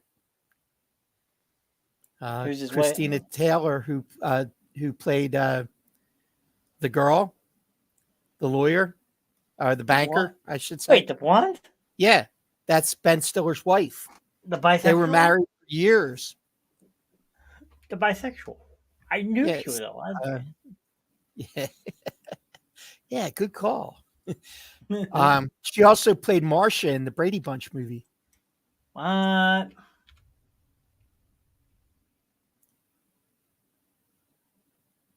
I mean, it's a great movie all around, though. Yeah. One I could watch. Cobra Kai. The Purple Cobras. Yeah. Yeah, you're right. They've been married since 2000. Wow. Yeah, and then they split up, but they got back together again. And she's from Allentown. Christina Taylor. I knew she. Yeah, she was from around here. I'm looking at Wikipedia's now. Okay. I got Ben Stills up right now. Yep. He's Benjamin Edward Mira Stiller. Say that name 4 times fast. Yeah.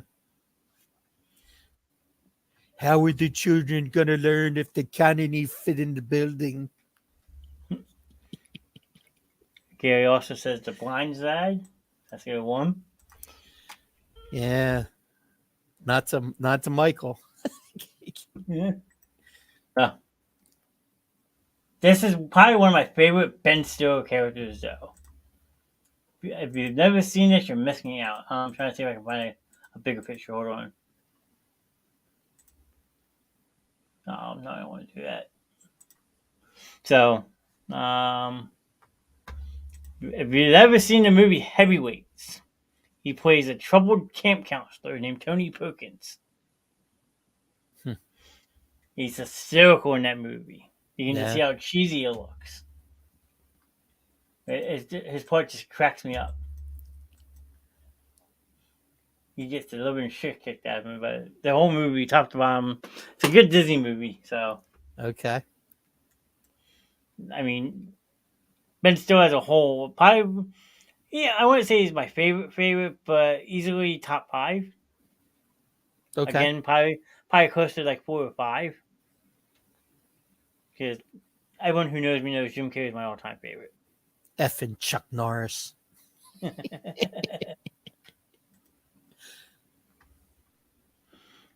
Did you see the movie called Joanna Man, where the guy get kicked out of basketball? And Oh my God! That's a great movie. I forgot about that one. And then another one I had just watched recently that a lot of people forget about also is called Air Up There. Okay. It's an old Kevin Bacon movie with he's at the coach of St. Joe's. He goes to like Kenya to recruit somebody. Jimmy Dolan is the character he plays in that movie. But Joanna Man is great. Yeah, I forgot all about that one. I think you would like the Air Up There too. If I think I saw it a long time ago. Wanabe? Yeah, it's going back a ways. 1994 came out. If you get a chance, though, check out Hustle. It's on Netflix, I think. Okay. It's Adam Sandler. It's a basketball movie. Oh, that one. Okay. I thought you were talking the old one. It's really good. Hustle is very good. Yep. And the one he did before that one, too, Uncut Gems. Oh, and how is Waterboy not on the list? Waterboy. Gatorade. H2O. Gatorade. H2O. Gatorade. Water sucks. It really sucks. Now I got to pull the clip up. Fine, you're doing this to me all night.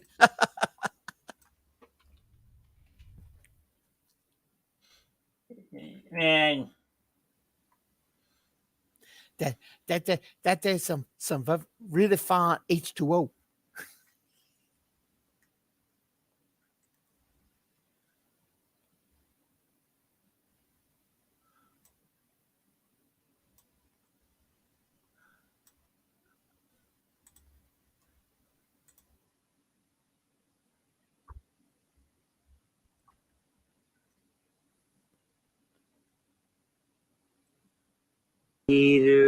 Gay. H2O. Gatorade.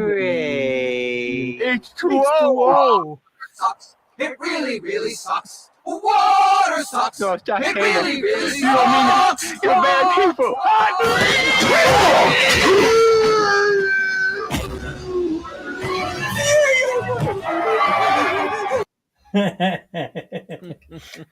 Just a bizarre movie.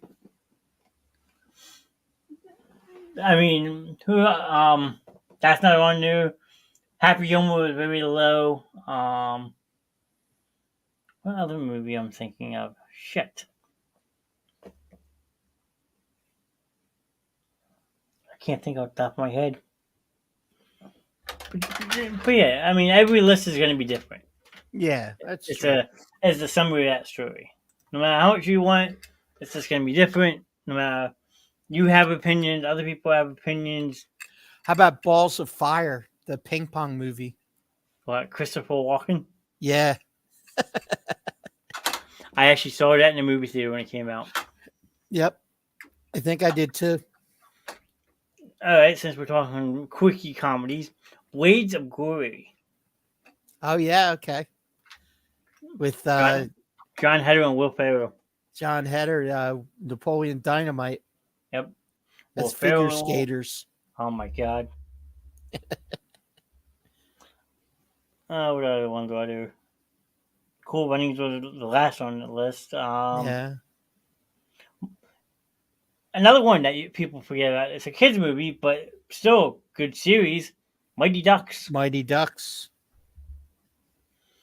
I didn't see Yeah. that on there. What else do we have? Air Bud. Air Bud's another one. With his jacket when you need him. Yeah. Moneyball. Moneyball's a good one.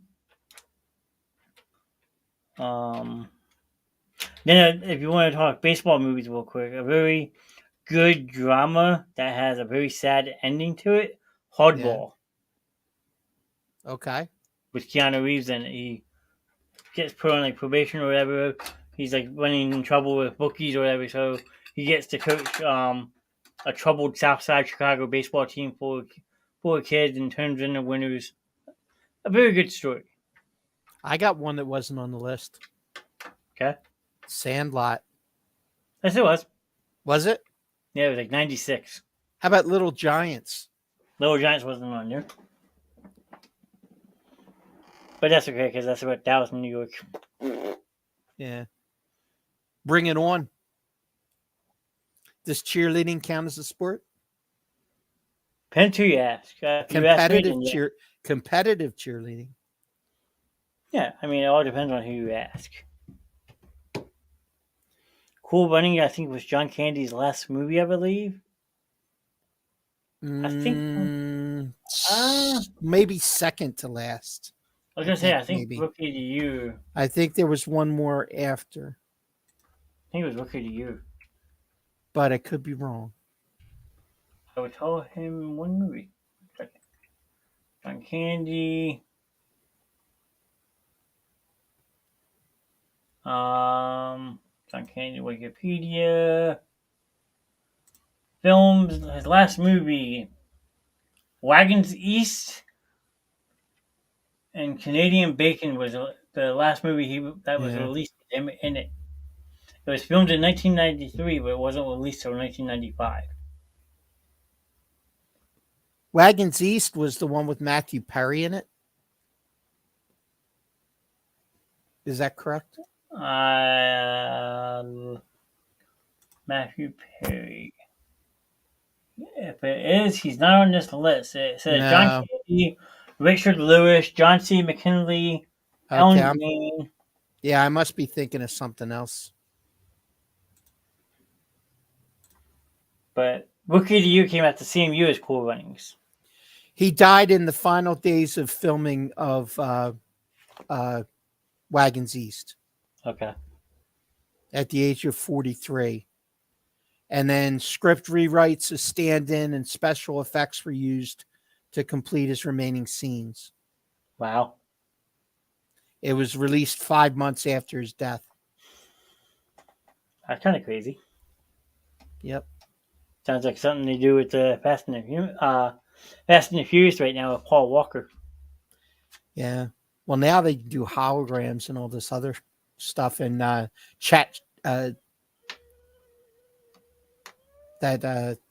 AI technology. Yeah.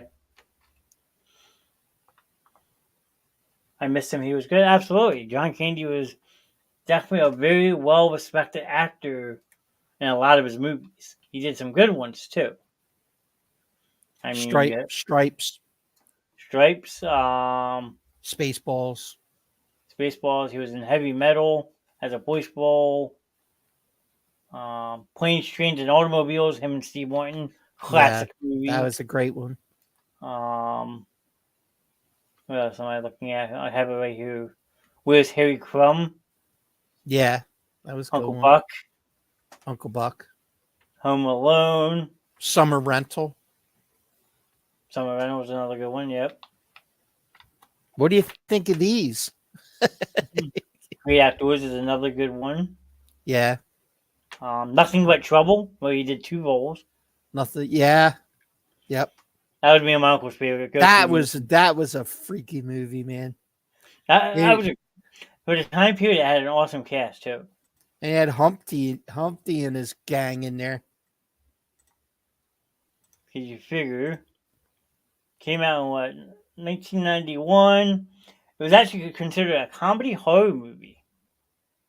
Yeah, Written and directed by Dan Aykroyd. But it had Chevy Chase, Demi Moore, Tupac Shakur had a role in it with Digital Underground. Mm-hmm. John Candy. I mean, definitely a weird type movie, but me and my uncle could watch this forever. Yeah. I mean, Hot to Trot. Hot with to Trot's a good one. Bobcat Goldthwait and Gilbert Gottfried. Oh God. Little Shop of Horrors. He was the DJ. Yeah, Wake Wilson. Brewster's Millions with Richard Pryor. It was a good one. Yeah, I forgot he was in that one too. Splash. Yeah. National Lampoon's Vacation. He's one of the police officers at the park that gets kidnapped. At the amusement park. Yeah. The Blues Brothers. He was one of the police officers. Smaller role, but still a good movie. Yeah. I mean, you said he was how old when he passed away? 43? 43. So he still had plenty of time left in his career. Yeah. Like you'll always wonder, like maybe we can do that one night. Because like you figure John Candy passed away too early. Chris Farley was another one. Brandon Lee. Yeah. Like we could do a show of the people who have passed and like what kind of roles they would fit in later in their career. Oh, okay. I think that might be a good topic one night. Yeah, that'd be interesting. Something different. I mean, but as always, we want people in the chat to give us ideas as well. Great Outdoors, the big bald ass bear. I just think Great Outdoors. I think Uncle Buck and his old quote, and it sounded like a shotgun every time we came up to we stopped. And eating the steak, the big steak at the restaurant. Yeah, I mean, you can go on and on and on. Yep. He died in Mexico? Wow. Yeah. I love when they were trying to catch the bat. He was one funny Canadian. Oh, yeah. Well, Chris Farley also tries to catch a bat in Black Sheep with David Spade. Yeah. David Spade and Chris Farley were a good duo for a couple movies they did together as well. That's true. So, I mean, but yeah, I think that's pretty much all I got for tonight. Yeah, I don't really have anything else. We covered the top 30 and then kind of breezed through the rest. Yeah. But yeah. I think we're good. Unless people in the chat want to hang out longer. I mean, it's after 11, so I mean, I know it's getting late for some people. I'm on vacation, so I could be up all night. Watch your phone, but text at 3 o'clock in the morning. I like the idea of doing a show on actors that passed. There you go. There you go. I'm sure we can come up with a good list. I'm sure we could. So yeah, we're playing that, Chris. If you want to give us a week or two, we'll get that show planned and we'll do it just for you. But you have to make sure you still do it. Mm-hmm. I'm still at work listening to you guys. Gary, working late tonight. Working late on a Friday night, getting paid. Sorry, Yeah. I won't sing. I promise. I won't blow anyone's eardrums out. Maybe you join us for that show, Chris. Yeah, that's another opportunity to do. Yeah, I mean, we always welcome people to join us on the show if they want. So he says, "Sure." There you go. There you go. We can do that. Definitely. I mean, we like having people who want that are eager to join our show. It takes some pressure off me and Ron. Getting paid, listening to the Basement Show. There you go. Nice. I sure we be the ones getting paid. People are listening to us. Oh man. Well, I'm just being greedy at this point. Yeah. I mean, Chris is getting $1 million. I'm getting at least 500,000 out of it. Gary's getting paid to listen to us. What kind of compensation does Ron want? I got a Domino's pizza. Oh. Oh, look at this guy. So there you go. You've had this the whole time? Yes. You've had this the whole time? Yes. I was trying to quote Dumb and Dumber and I failed. Pretty boy, Petey, you're a pretty bird. Pretty bird. Here, Harry, take these extra gloves. My hands been sweating for the last couple hours. Extra gloves. You've had these the whole time. I'm gonna kill you. Want to hear the most annoying sound in the world? Go ahead. Let's hear it. I can't do it. I can't do it. I was gonna say, watch out fast. I mute your mic. Yeah, no kidding. But no, thanks for everybody hanging out tonight, popping in, stopping by. Absolutely. Another fun week on the show comes to an end. I mean, show's growing and growing, and we'll keep on going and going. We are almost 10 days away from a 1-year anniversary, which I got to start planning that show. So that's going to be on a Tuesday night and go through my first day back from a vacation. And my boss has me working 11:30 to 8. Oh, boy. So I will be doing a lot of planning beforehand for that show. Yep. And then getting all the pieces and puzzles together for it and going from there. How's my vacation going? To be completely blunt and honest with you, Chris, it's been busy. I've been working at home. I've basically flipped 2 rooms around. Gary was nice enough to help me yesterday for a little bit. Today I took it a little bit slower pace. I mean, still grinding on it. Got a lot of work left to do. I'm hoping to finish it either tomorrow or Sunday and then jump on my next project. So this is a working vacation, not so much a relaxing vacation, which I've been getting yelled at that I need to take at least 1 or 2 days to myself. At least. But I'm just trying to get the house ready for this puppy. I mean, excited for that. I'm about a month away from getting them. So, must be a project vacation? It is. That's a very good way to put it, Gary. I mean, sometimes it's better to stay busy and than do nothing. But then sometimes it's good to not be busy and be able to relax. Depends how you look at it. Wouldn't you agree on? Yeah, absolutely.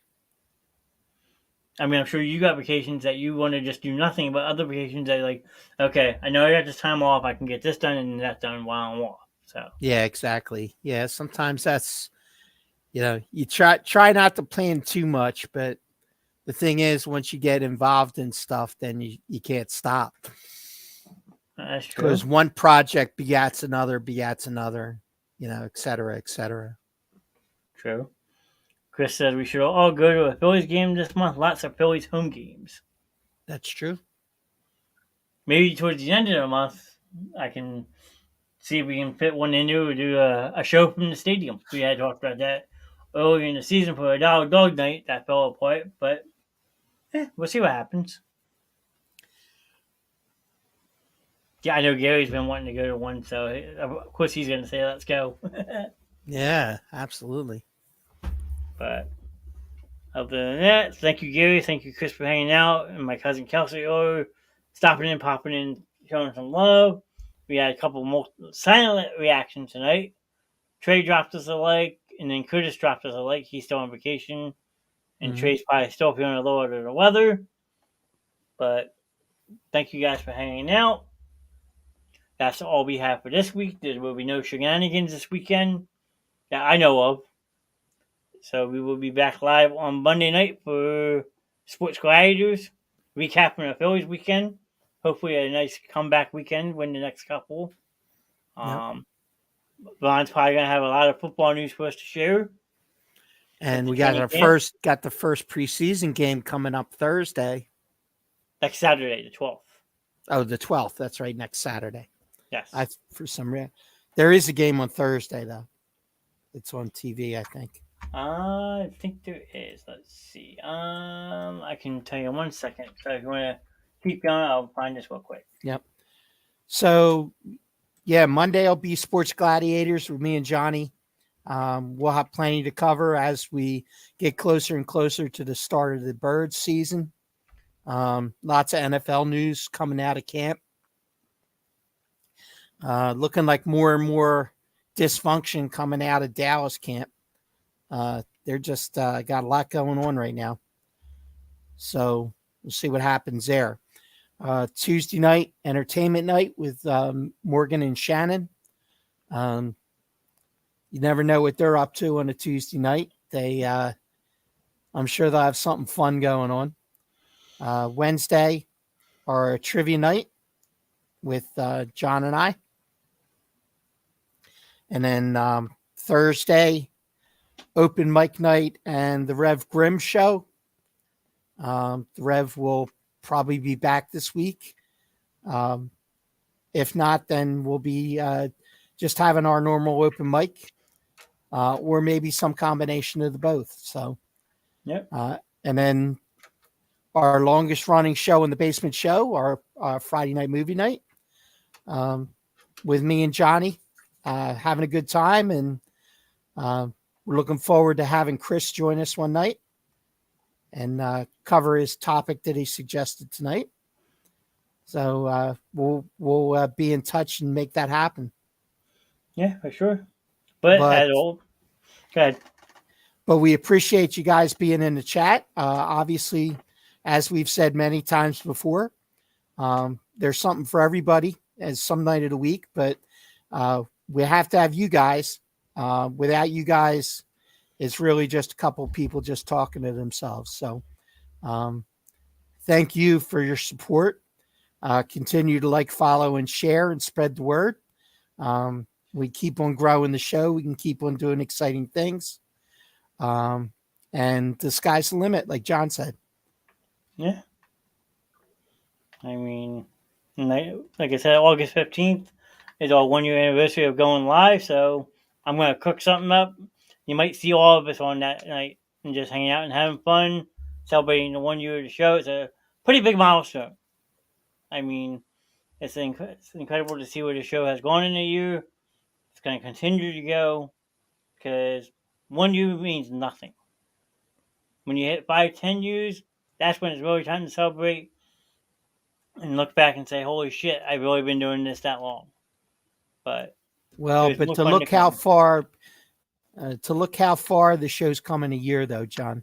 I think that you've done an amazing job leading the ship, and I think that we've got great things ahead, and it all comes back to you and your dedication and hard work. So, well, I always thank you guys for being the driving force of that. I mean, without you, Morgan, Shannon, Rev, and people who have helped us in the past, I mean, the show probably wouldn't fizzled off like any other thing. But as long as you guys keep pushing me and wanting me to keep getting better, then I will continue to keep getting better.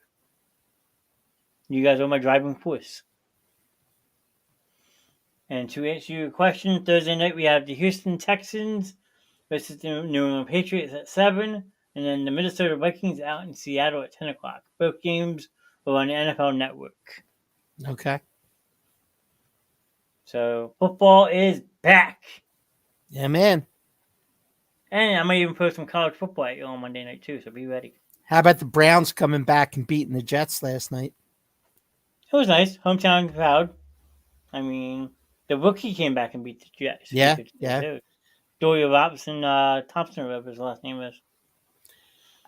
It's crazy, but it's almost like Aaron Rodgers is trying to be too nice just to get back at all the Green Bay people, because he's gotten to the Jets and all of a sudden he's like, the most encouraging, inclusive guy in the world. He gives back $35 million of his salary to the team to sign more players and all this other stuff. And they, he wouldn't even talk to his receivers in Green Bay.